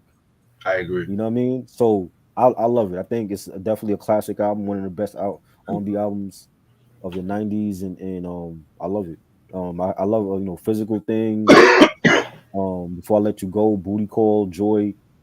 They have it all. Like you want ballads, they got the ballads. You want the dance joints, they got it. So I think it's a great album. Yeah, I definitely agree with you about that. I know the next album is gonna be a different story too. You know what I'm saying? Yeah. Well, no pun intended. Another level. Let me stop there. What time is it? 12:33. It's 1:20. I'm gonna stay on for my maybe like. my question to you now is who had the better songs? Because you have three different singers on this album. Did Teddy Riley have the better songs, or did Dave, or did Chauncey? That's a very good question. Damn. Ooh, that's a very good question. You know what? I'm gonna have to go with Hollister. You going with Dave. Dave? Now, songwriting wise, I feel like Teddy Riley had the better songwriting wise. Right, Oh, and I forgot to mention too. This is actually the last album where Dave Hollister and Levi Little were on. So the right. best lineup of Blackstreet Yep. is sadly no more. But that does not mean they are downhill just yet. Right. So next Wednesday, Yeah. another level. Just letting y'all know. Um, Ronnie said, "Who's the star of Black Star's first album?" Oh, we pretty much just answered that. Okay. I don't know. I think it's Chauncey. I love a lot of the joints Chauncey was on too. Physical thing and good make you wet. You know what I'm saying? He has a good voice also. I you know what I'm saying, that's why I asked that question. Because like when you hear this album, it's three different singers on this album. Like I said, like Teddy was a vibe when he jumped on the mic, and he had Booty Call was like a big hit. You know what I'm saying? And then you have Dave with the R&B vocals, and I think that I don't know. To me, it's between Chauncey and Dave. Good one. Oh God. Yeah, man. Shout out to Mike, man. Yeah, Um, shout out to Mike. Tomorrow I know we're going to talk about a hip hop album tomorrow. I'm not going to reveal what it is yet. Yes. All I know is early 2000s, and it's the first time I'm actually talking about this rapper solo What stuff. time? What time we doing that? Well, I gotta go see Aisha tomorrow, so I want to move it from 11 to maybe about 9 o'clock. Okay. Yeah, An early review. yeah. Aisha gotta make me dinner, and she's also gonna make me something to eat too. So you know how that goes. I feel like there was a joke in there somewhere. I mean, it's no joke, man. It's all truth. That's all I gotta She's say. gonna make me dinner and then something to eat. Well, I thought dinner was something to eat. I mean, I can have two courses if I want. Yeah. Boom. Oh yeah, Ronnie. Thank you for the love on the Eminem and Benzino episode. I just to let you know about that beef episode. I usually write a script for my beef episode, but I went a little off script because that beef to me is like hip hop's most one sided beef. And now think about it. Think about it. Let's go to the facts. Uh-huh. What was really the origin of the beef? He's mad at Eminem because he's white and he's doing hip hop. What That's still going on. There's people that still don't fuck with him because he's white. So I mean, the whole note. But what I'm hearing now that I didn't hear back in the 2000s is, oh well, I can't listen to Eminem because he didn't bump in the club. Black Thought didn't bump in the club either. So what's the excuse about for him? They're not bumping cheat codes in the club right now. You know what I'm saying? So that I whole heard more. I feel like it's an excuse for black people not to listen to Eminem. Oh well, he didn't. I can't bump him in the whip, or they wasn't bumping him in the club. That's bullshit. You know. Man, all I know is I heard more Eminem songs in the club than the Roots, and I love the Roots, and I love Eminem. I'm just saying. Even yeah, but even if that was the case, the MCs that we respect, a lot of them wasn't getting bumped in the club. But when was the last time Talib Kweli got bumped in the club? Or Most Def? They wasn't Well, I bumping him heard in the most club. stuff Miss Fat Booty in the club. But so one song, one song. Okay. Yeah, I What don't about think was they bumping anything from the New Danger in the club? No. You know what I'm Baby saying? So Slow It that's Down my whole is thing. It's taken. like the hip hop heads complain that, oh well, I don't fuck with mainstream because the radio this, radio that, and then it's like you have a lyricist like Eminem, and you say, oh well, I can't listen to Eminem because they don't bump in the club. Make up your fucking mind. That whole club excuse is kind of asinine, if you ask me. Yeah. You know what I'm saying? And it's coming from black people. It's not coming from white people or anybody else. So just say that you But, don't fuck with him but, because he's white. but black people will still support Drake after wearing blackface, right? Black people will Exactly. still call Justin I, Bieber an R&B album hey, after racist I comments, fuck right? with M. I fuck with M no matter what color. He could be purple. I wouldn't give a fuck. He's a dope ass lyricist. So I don't care about if he's bumped in the club or not. I just feel like you wasn't hearing that when Slim Shady came out. You wasn't hearing that in the 2000s. Now in this whole Me Too movement, Black Lives Matter. It's I can't bump Eminem because they wasn't playing him in the club. It makes no sense. You don't. And that's kind of like another reason I had to make that video and shit too. Right. I know the next beef episode. It's gonna be YTC Carson left living single. So Why did he leave? find out the episode shit. I mean, 'cause I don't think you mentioned it when we did the living single breakdown. I know that's why that's Oh, well technically it's gonna be the whole friends versus living single / that. It's gonna be right. you'll see what I'm gonna do. Because I have about 4 more episodes left this season. I know after that I'm gonna do why Larry Hagman almost left Dallas and shit too. So stay tuned on that. No, actually, yeah, I might do that next. I might get the TV stuff out the way. I'm gonna do this. Say the last 2 episodes hip hop wise and shit. Oh, Power. Good question. What's your opinion on this whole hip hop origins debate? Honestly, I feel like it's kind of stupid if you ask me. I'm gonna say this once and for all because it started off with just Busta Rhymes saying Jamaicans created hip hop, which I got what he was trying to say. I got what he was trying to say, but the way he worded it out was a bit wrong. But then you have Latinos trying to say, "Oh, Latinos created hip hop." European, it's like now everyone's trying to say they created hip hop, and it's kind of stupid if you ask me. Yeah. KRS-One, listen to the song South Bronx if you want the real origins of hip hop. Right. But see, niggas don't want to listen to niggas. It's like niggas don't want to listen to shit like that. It's like, but to discredit what Busta had, it's the same. I'm like, nah.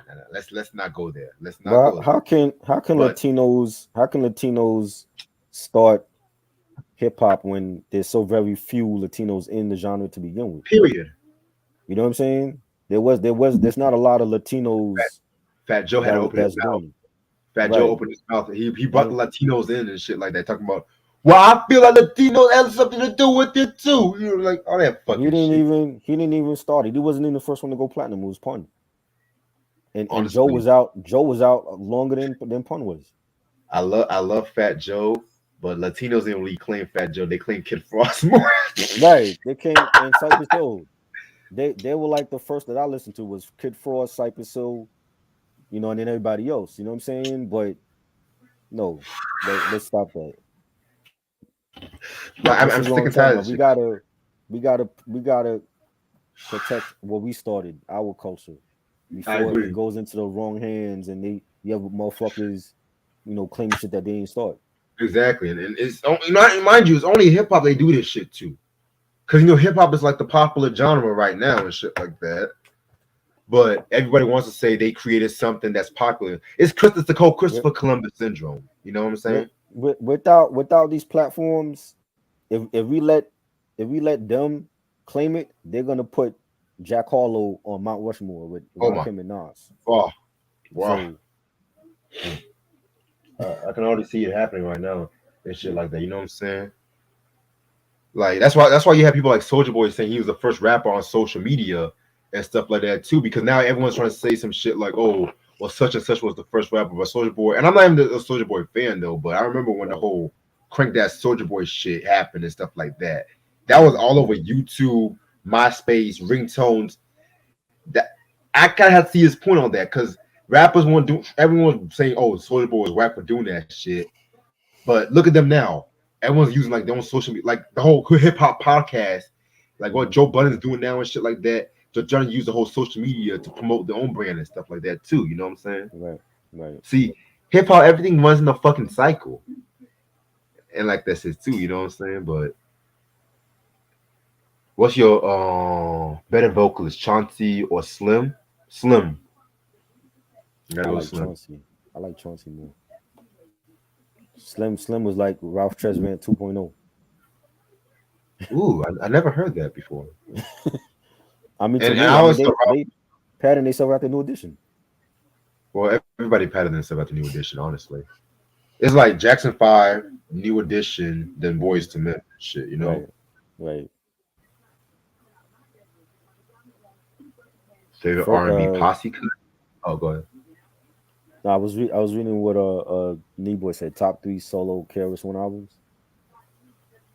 The first Boom 3. Bap, self-titled. I got Yeah, next.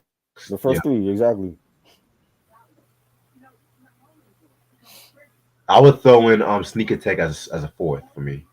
I never heard that one. That was good. That was it was good. I'm not gonna lie, some of the beats was kind of whack though, but it was still good. Okay. Okay. Cypher and Rosenberg claim to be the first podcasters. I don't know about that. I don't know about all that though, really, Nah. because Rosenberg. What? It's like Rosenberg wants to get credit for he knows doing. They, everything. yeah, like it's like you're doing after midnight show, and you're bringing on Griselda and all these other artists that could be on at regular time slots. Why are you bringing on the dopest artists after midnight? Nobody's tuning into that. You know what I'm saying? If we say like, yo, we bringing on Conway and Benny on here, we're gonna bring them on when people can watch it, not 12:45 a.m. You know what I'm Exactly. saying? So that don't make no sense to me.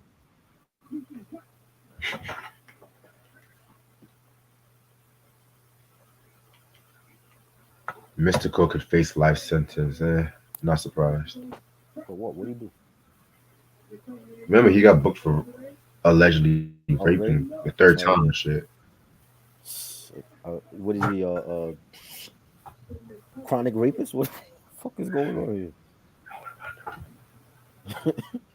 And people say I have a filthy mouth. How is he not locked up? The third time you've been charged with rape and he's still out? Well, how is Donald Trump not locked up? I wait. I wait. Because he white. That's why. You, Because he white. I'm just saying. I'm just saying. I'm just saying. Lock every molester, rapist. I'm just saying. If you do the crime, lock them the ass up. I'm just saying. 3 times and he's still out? Well, That's he has a problem. they say alleged. We don't know for Alleged. sure what happened. We don't know for that. Yeah, I but don't. okay, so even if he didn't do it, you still went to jail for 2 times for raping. So that's a problem. You know. I don't want. We were already having some good vibes. I don't want to talk about all this. I Why want to are stick you to the. reading? Huh? They talking about prize, something about prize and the Man, Fuji's doing. yeah, process caught him some political Yeah, scandal, and it's crazy too because it's like everyone's like, well, he's easily replaceable and shit. exactly. We don't need prize. We got Wycliffe and Lauren. That's the Fuji's to me. You But know, if Pross, anything, they can replace him with John Forte. You know, he's part of the yeah, refugee camp. You know, but call up Pross started the cannabis. group. Call up cannabis. He was part of the refugee camp. He ain't doing shit. Is You know, Cannabis and Wyclef still beefing? they shouldn't be. I mean, that's like 20 years ago. Your album flopped. Like, get over it. You Well, know, third base is still beefing. So they need to get over that. Like, come on. You know, what are they beefing still about? But both of their um, solo careers didn't go nowhere. Like, so you're I beefing know over what? Pete Knight said that Mike Search is a lie. He likes to fabricate certain stories and stuff like that too. So I know For, they did a recent interview like 2 years ago. John Forte was a dope artist. He still is. He got his album again was fucked up by Wyclef. Do not let Wyclef do your album because Cannabis and John Forte and City High did not learn their lesson. And Jin because he produced the Wait, Learn Chinese joint.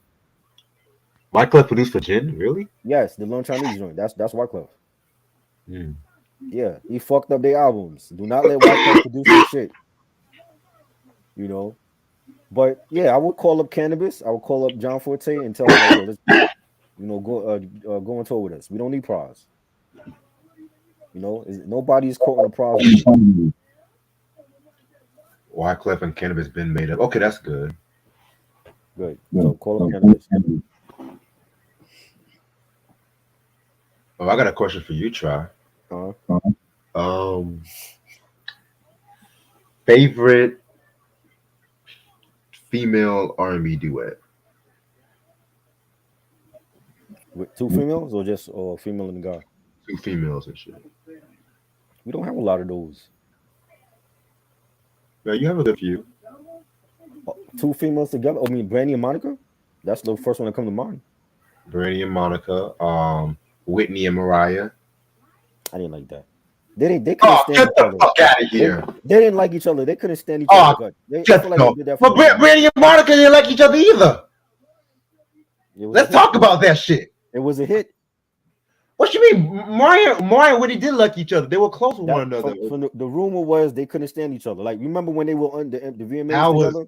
When they were on the VMAs together? that was just the media trying to put two black women together. We didn't have the internet back then. I'm just going by what the word of mouth was back then, that they couldn't stand each other. That was just the media trying to put two black women against one another because they were just bored. And they did it with Brandy and Monica. Well, that was true because honestly, Brandy, I fuck with Brandy, but Brandy, from what I've read, she can be kind of she was She uppity. a diva. She was uppity or some shit. But she was a teenage. She had teenage hormones and shit. Like she even got into it with Cheryl Lee Ralph and shit. Wow. Countess Vaughn and shit. She was Like uppity then. But a lot of that also has to do with her mother too, because right. Shit, I'm sorry, them Norwood's. I'm trying to think of like other female duets. I don't remember a lot of them though. Fucking, I'm trying to think myself. Hold on, give me a second. How you gonna ask me and you don't even remember?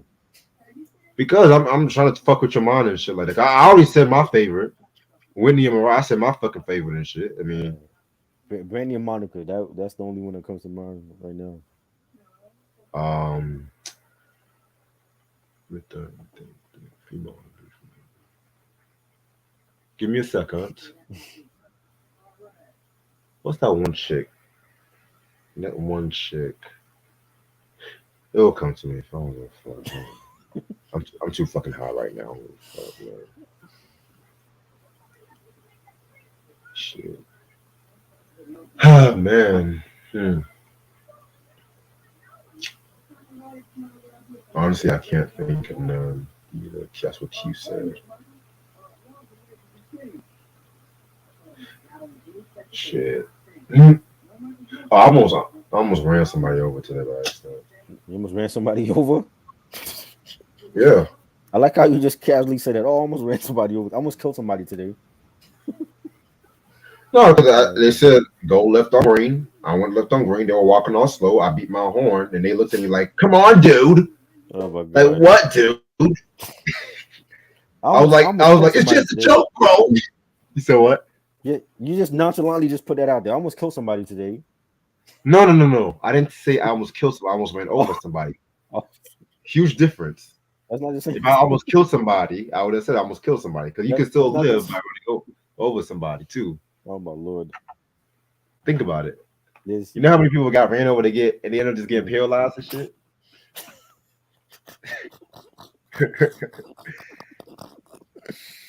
Oh shit! Let me stop. But for real though, everybody was good. They still lived another day and shit like that. No, thank God. They were walking all slow and shit, man. Shit. Remember when there were rumors about Keisha Cole using Mary to get out of here? I never heard that. Keisha Cole and Mary J. Blige? Yeah, because there was a situation where Keisha Cole kind of said some shit about Mary J. Blige or some shit like that. Really? In an interview, and Mary J. Blige's camp or something was not cool with it. That's why on that song with The Game, she had that line, "See Mary J, I want you to understand you paved the way for me," and stuff like that too. Interesting. And where's Keisha Cole now? Probably looking for her next Yeah. reality TV show. Right? Trying to stay celibate and shit. Chill.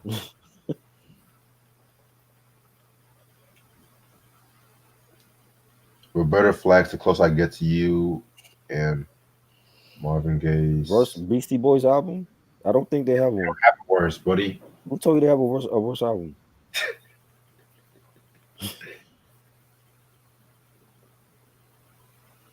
That'd be funny as hell and shit.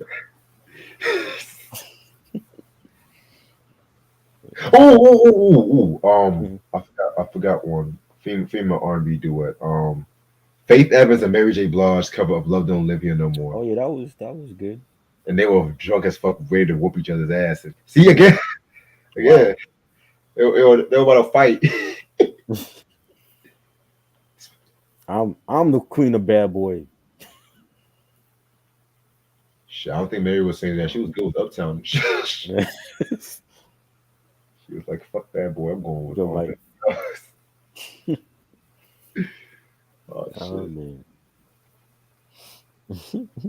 Hey, yo, me and Mike were like fucking half and Young and Restless for like 2 hours and shit. Yo, Y'all really did that live stream? we did that shit, yo. Oh my god. Bro, there was one scene where like these niggas were fighting and shit, and this motherfucker grabbed a pool stick, and then this other motherfucker threw some papers at his face and punched him. Oh man. Like, Yeah. like, yo, Mike, should I show it to him, Mike? Show me what? Show you the clip. The clip? Yeah. Oh god. Yo. Are you gonna get flagged for that? Or no? I'm gonna mute this shit. This nigga legitimately threw some papers. Grandmaster Caz got in trouble for a hip hop debate. I didn't hear about that. Oh my god, I'm sick. What hip hop debate? What do you say? The whole hip hop origins debate. Oh. Well, if he said, well, he might be the one that said that hip hop created the Bronx and shit like that. Hopefully, he'll say that shit. I mean, it was true. So why would he say otherwise? Shit, I'm not sure.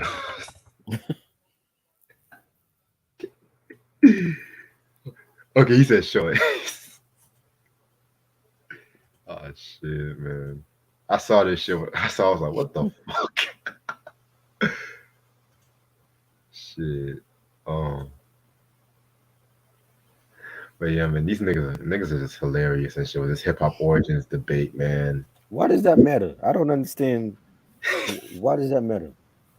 Because everyone's in this whole woke culture. So if blacks created it and not Latinos, what, they're gonna stop listening to hip hop? I don't get it. I guess so. What are y'all gonna listen to? Fucking Bad Bunny all day? Hey, yo, try. Yo, look at this shit right here.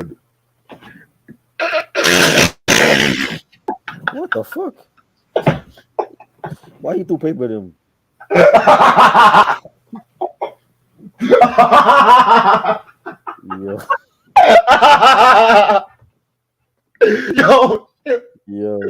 Yo, shit. Boy, this nigga legitimately threw some fucking paper. What the fuck? What was that supposed to do? I don't understand.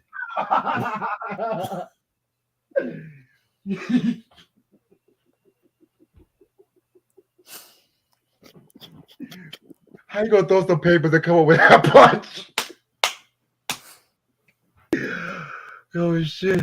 What did you think about It's called Hot Sauce Committee, not Hot Communication. Oh my god! What are you? Who said that? He's talking about the last Beastie Boys album was weak, and you didn't even listen to it. I know you didn't listen to it. You can't even get the title right. Hot Sauce Committee, not Hot Communication. This nigga said Hot Communication. My god! This nigga making episode out.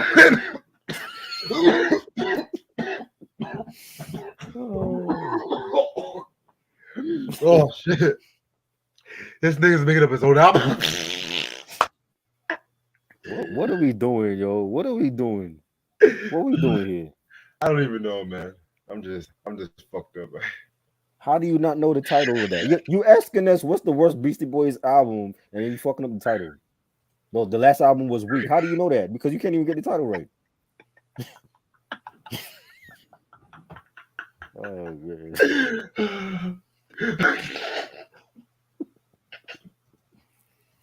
These dudes said hot together.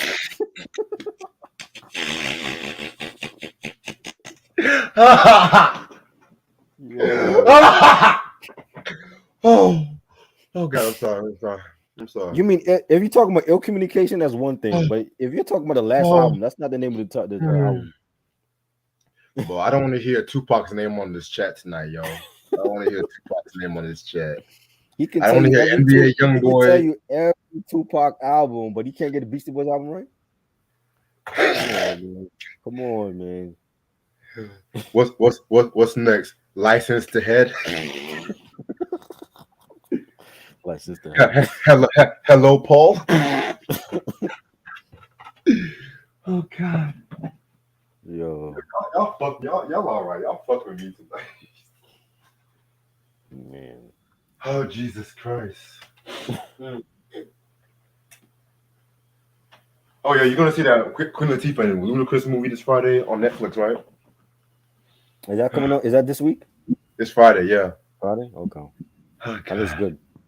Yeah, I might check it out. It has potential. Oh. Oh God. Oh my God. That clip was funny. What was the point of him throwing the paper? What was I supposed to do?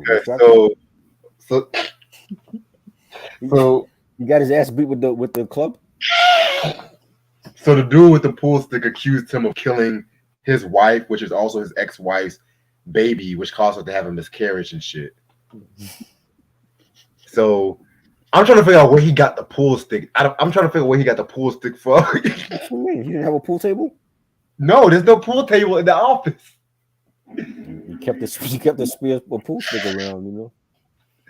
Oh God. Oh God. Me and Mike were just dying on that shit for like 20 minutes. Oh, now you want Beastie Boys albums recommended to you. Are you gonna get the title right this time? Oh God. I'm sorry. Oh, I have to show it one more time. Did you listen to the album or not? If I don't understand, he asks us. He says the last Beastie Boys album was weak, and then he's asking us to recommend him some Beastie Boys album. So did you listen to the album or no? Wow, that doesn't make sense. Why are you even entertaining this shit, yo? Like, because you know it's gonna raise your high blood pressure. You see why I don't answer him? Oh, shit. And that's how it went off. It went off like that. Shit. He still knocked him out though. Now look at this shit right here. Look at this shit. What the fuck? Did he use the on the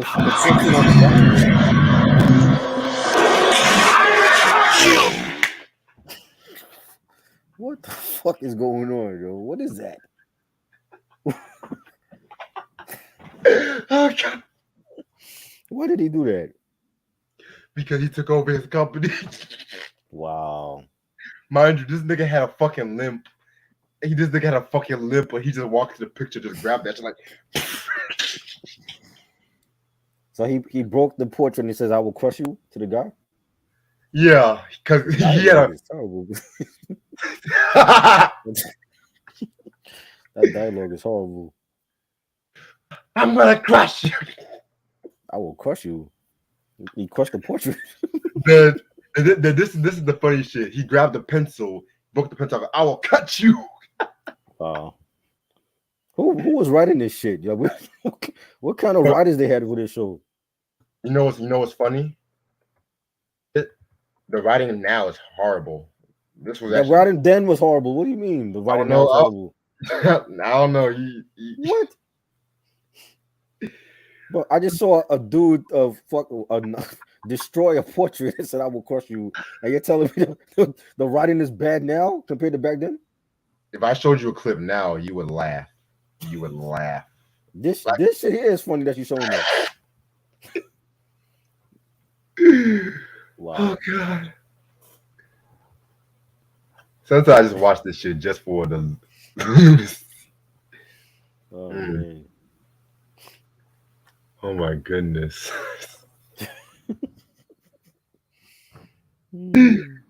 But that's what me and Mike be fucking with this shit. Actually, I can like hip hop and watch soap operas and shit. I can't What's watch up? that. I don't know how y'all watch that shit. Man. What's up? That Nigga, shit is bad.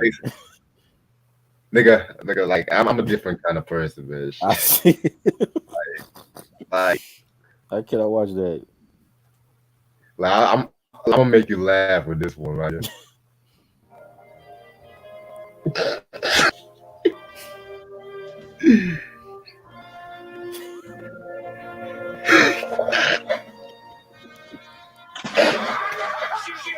What the fuck? They had the Jaws music and shit. Look at them.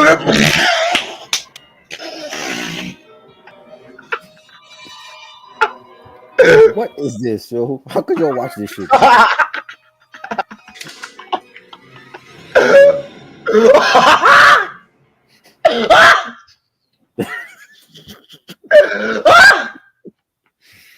acting is bad. That acting is horrible. Mouth, man. He's one of the greats, man. He's one of the greats. That dude looked like he's not even afraid of him. He just sitting there like, really, nigga? Right. What you do? I will catch you. Yo. Was this before or after he got hit? This was way after, like years after. No, I'm saying the clip that you showed when the dude threw the papers and hit him, was this before or after? Like years after. That clip was in 93. Oh, was it? The clip I just showed you was from 99. They still look the same in that. Like they still have the same haircut. Exactly. Yo. Some of these soap operas, some of these white people in these soap operas, they be aging like they don't age and shit because either they have plastic surgery or just good makeup artists and shit. Wow. Yo, man. Oh man. I swear sometimes it's just comedy. Like I just watch it just for the comedy and shit. It was funny. For fucking comedy and shit. Like shit. Like not. Why did they do that? What is up with people throwing shit on the stove? What the fuck? You want this chair? How'd it go? Wow. Just watch what he says. Have a seat on me. Okay. And then the fucking wind. Wow. Oh God. All I've seen is like furniture get destroyed. I've seen portraits get destroyed and people throwing shit out the window and Xerox paper being thrown at people. What is going on here? Pens got destroyed and shit. They had a rivalry over women, money, companies, and shit like that.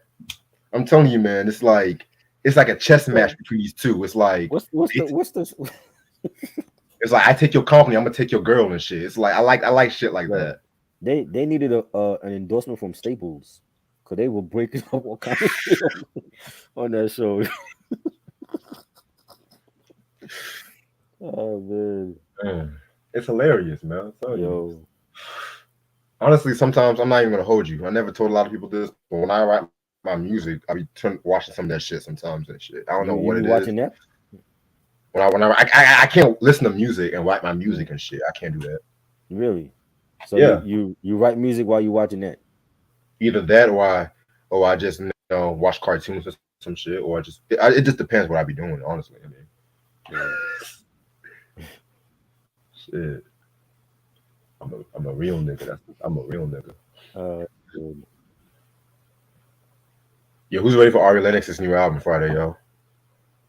It's dropping on Friday? Yes, sir. I gotta hear that. Oh, Jesus. Oh, shout out to Ashley. Next week is her birthday, too. She's going to come down to Durham and shit, so I'm going to spend some time with her. What's she going to be, what's she going to be, 28? I believe so. I think she's 2 or 3, yeah. Wow.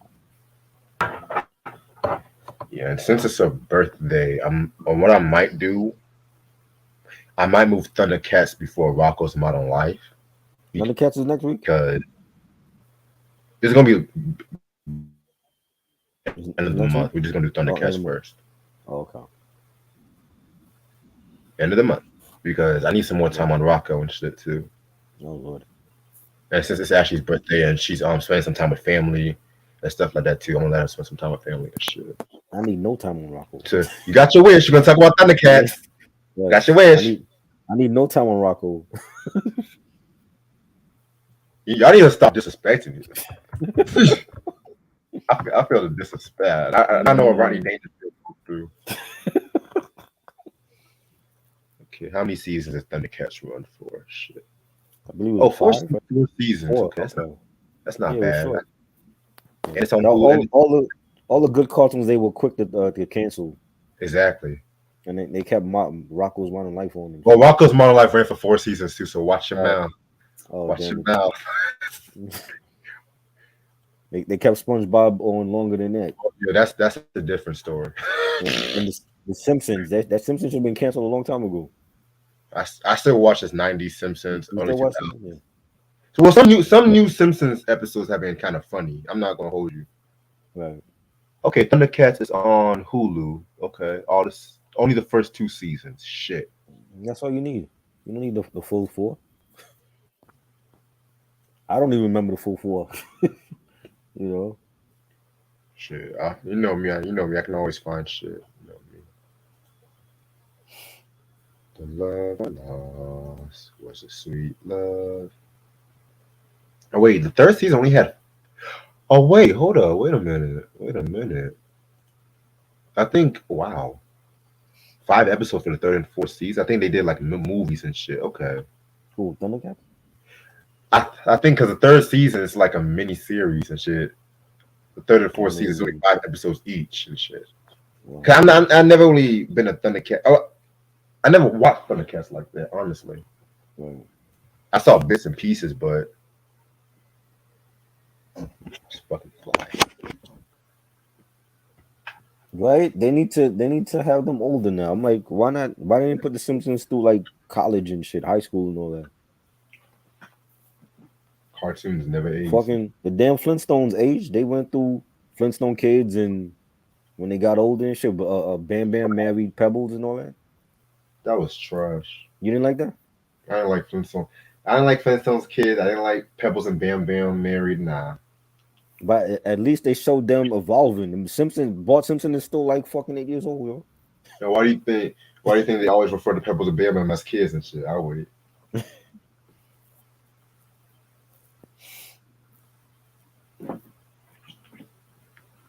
Oh, damn, it's 1:10. Okay, I'm gonna stay up for like 5 more minutes. Heard that spinoff didn't do well. What spinoff? Pebbles and Bam Bam? Oh yeah. That was garbage, dude. Yeah, it wasn't as popular.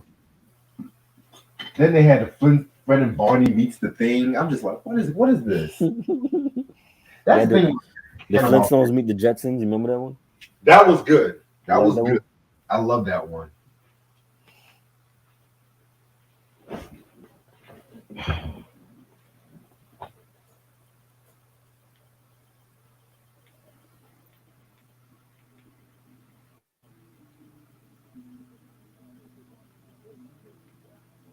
Yep. And Atlanta's coming next week. Oh yes. Season 4, last season, buddy. I cannot wait. Greatest sitcom out next to Abbott Elementary right now. Let's hit it, yo. You know, I don't like Atlanta and shit, you know. Nah, I only saw 1 season. Only you one gotta catch season. up, man. You gotta catch up. I wonder how they're gonna end off the season and shit, though. I don't know.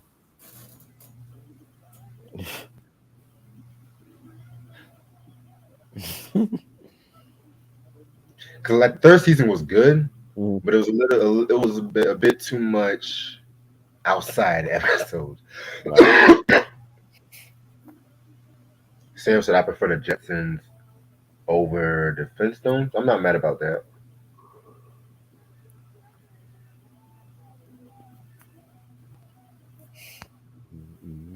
Teletubbies, ew.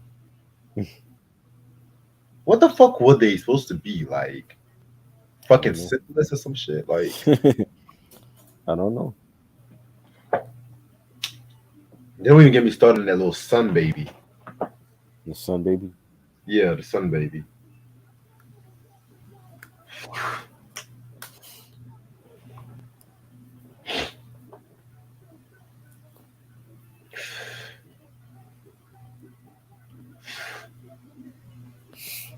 Mm-mm-mm.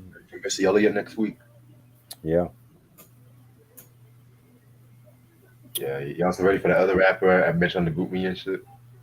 The other rapper? Who you mentioned? Oh, Trying to think. he wrote a book that has controversial opinions and shit. Oh Lord. Which one? I- Which one we doing? We doing his first one or what? Let me double check if I have his first one. Let me double check. Because if not, then I can always come back to that one. I know you're not aware. Like I know you don't really care for him like that. I have like one of his albums, but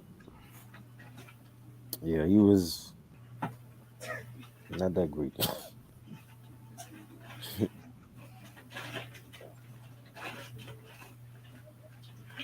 Actually, I only have the second and the third one. Do you know what album you have from him? Yep. Which one? I want to say this the second one. Okay, we can talk about the I second one. think Then. I think it's the second one. I gotta see. All right, we can talk about the second one.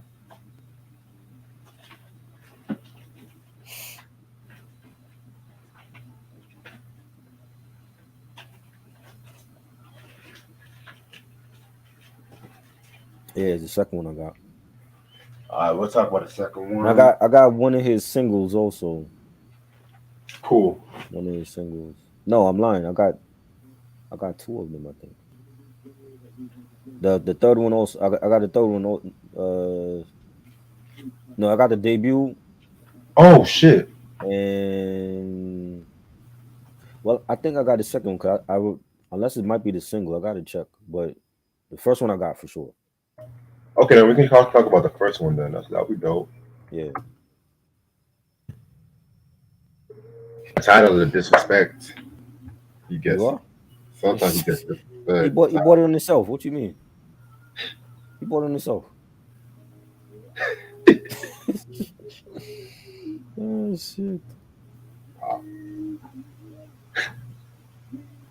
Mind y'all, Teddy Riley produced for this artist too, so Lord. and that's how he actually really started popping and shit, honestly.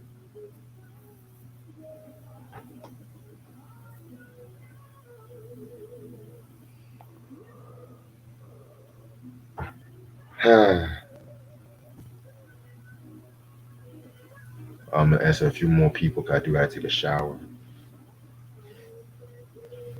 But y'all having your own side conversations, I see. Y'all just said fuck me. I was Right? talking I was talking about Heathcliff and shit. Garfield's understudy and shit. I might watch a good movie tonight, honestly. Yeah.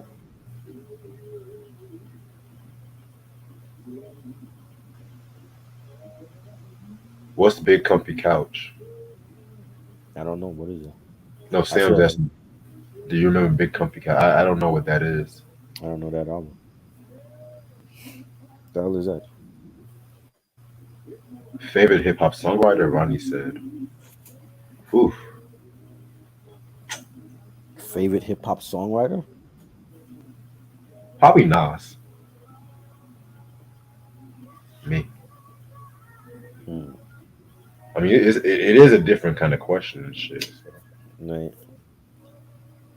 Shout out to the kid.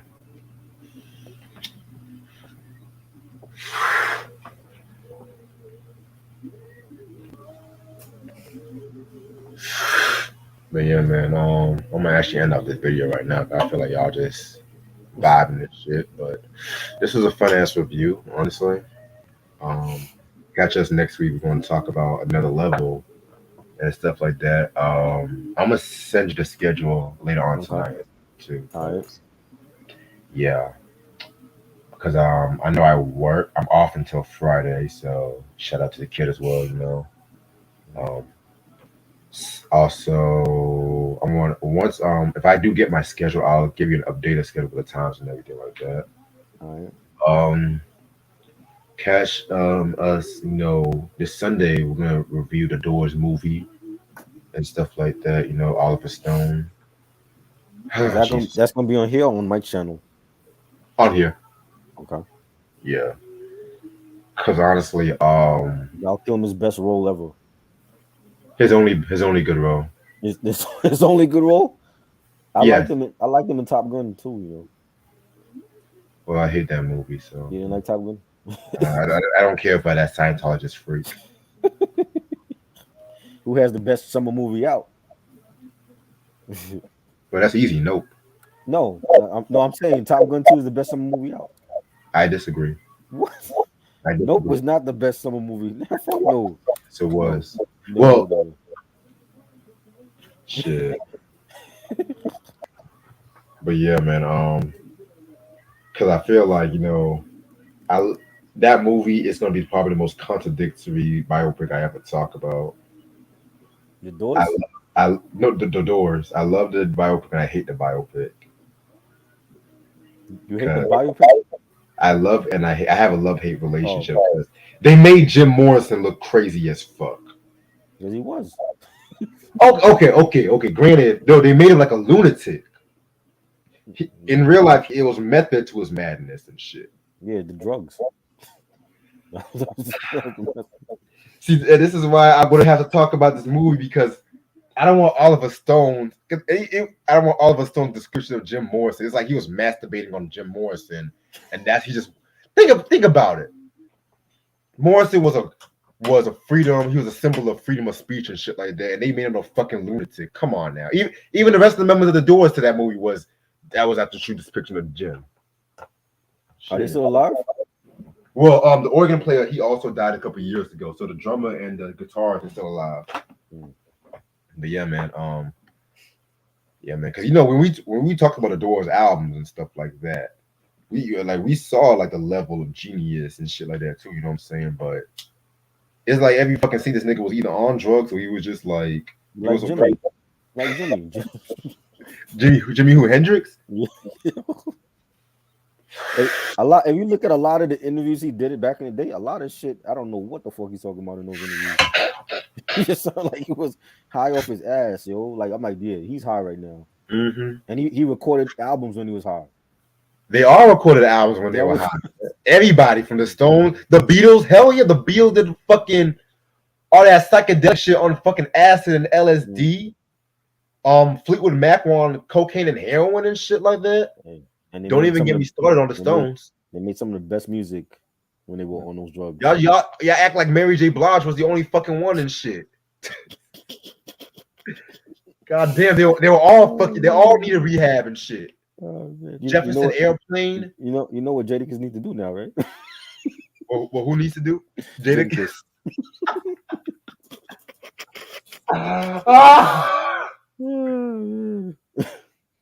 Hell, yeah.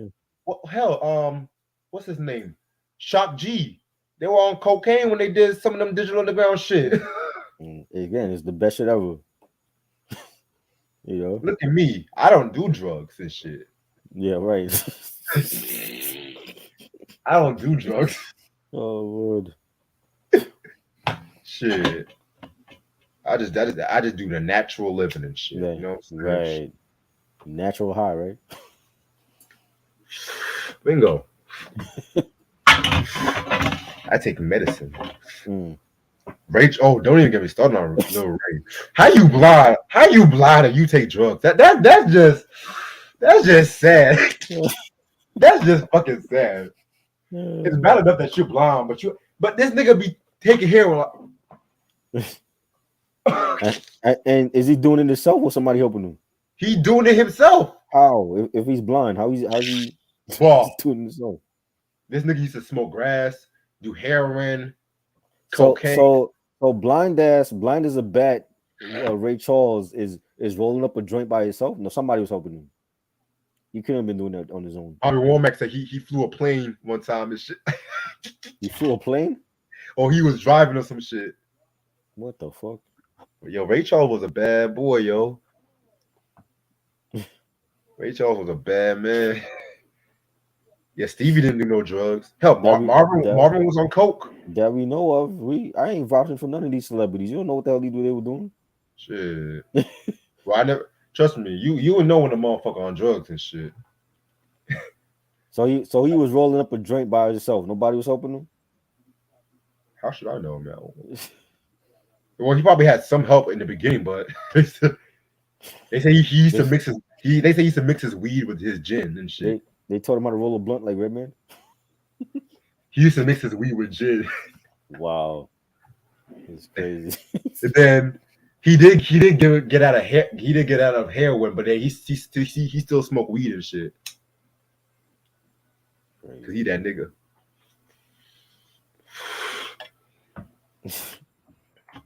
Cuddy did meth. He sound like he's still on it. He is. Well, so there you go. Howard said he also called out Elvis. Yes, Ray Charles did call out Elvis. He did. He said Elvis ain't no king. He ain't. It's MJ. So I agree. Period. Damn, my phone's at 100% for the night. Shut up. But yeah, man.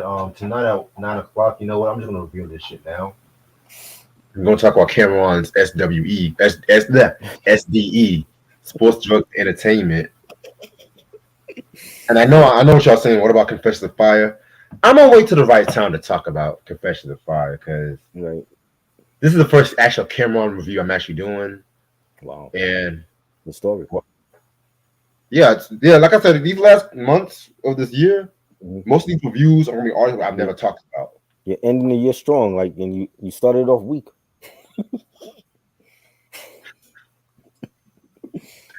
I mean, if you want to say that's weak, I mean, because I really. You remember what we started off the year with? You don't remember? Jazzo, yeah, Jazzo. Exactly. And XR, yeah, I know what the fuck I started with and shit. Yes. I know what the fuck I started with. That's why I'm saving this shit for late on the year because this is the experimental phase. Now I'm proud. I'm proud of you. Howard says, "No Children of the Corn review. Are you going to donate for a Children of the Corn review?" They didn't make an album. They have a mixtape. Exactly. There's no album. Are y'all gonna donate and shit? Like donate to what? A mixtape? No. Shit. Donate to the fucking Patreon and shit. the shit that's on Dat Piff, if it's still on here. And that's the thing too. I'm also gonna do mixtape reviews, but the mixtape reviews are gonna be pre-recorded. Right. But it's gonna be once in the blue I do mixtape reviews. So expect some Jadakiss mixtapes or Weezy mixtapes. I don't know. Well, it's best shit.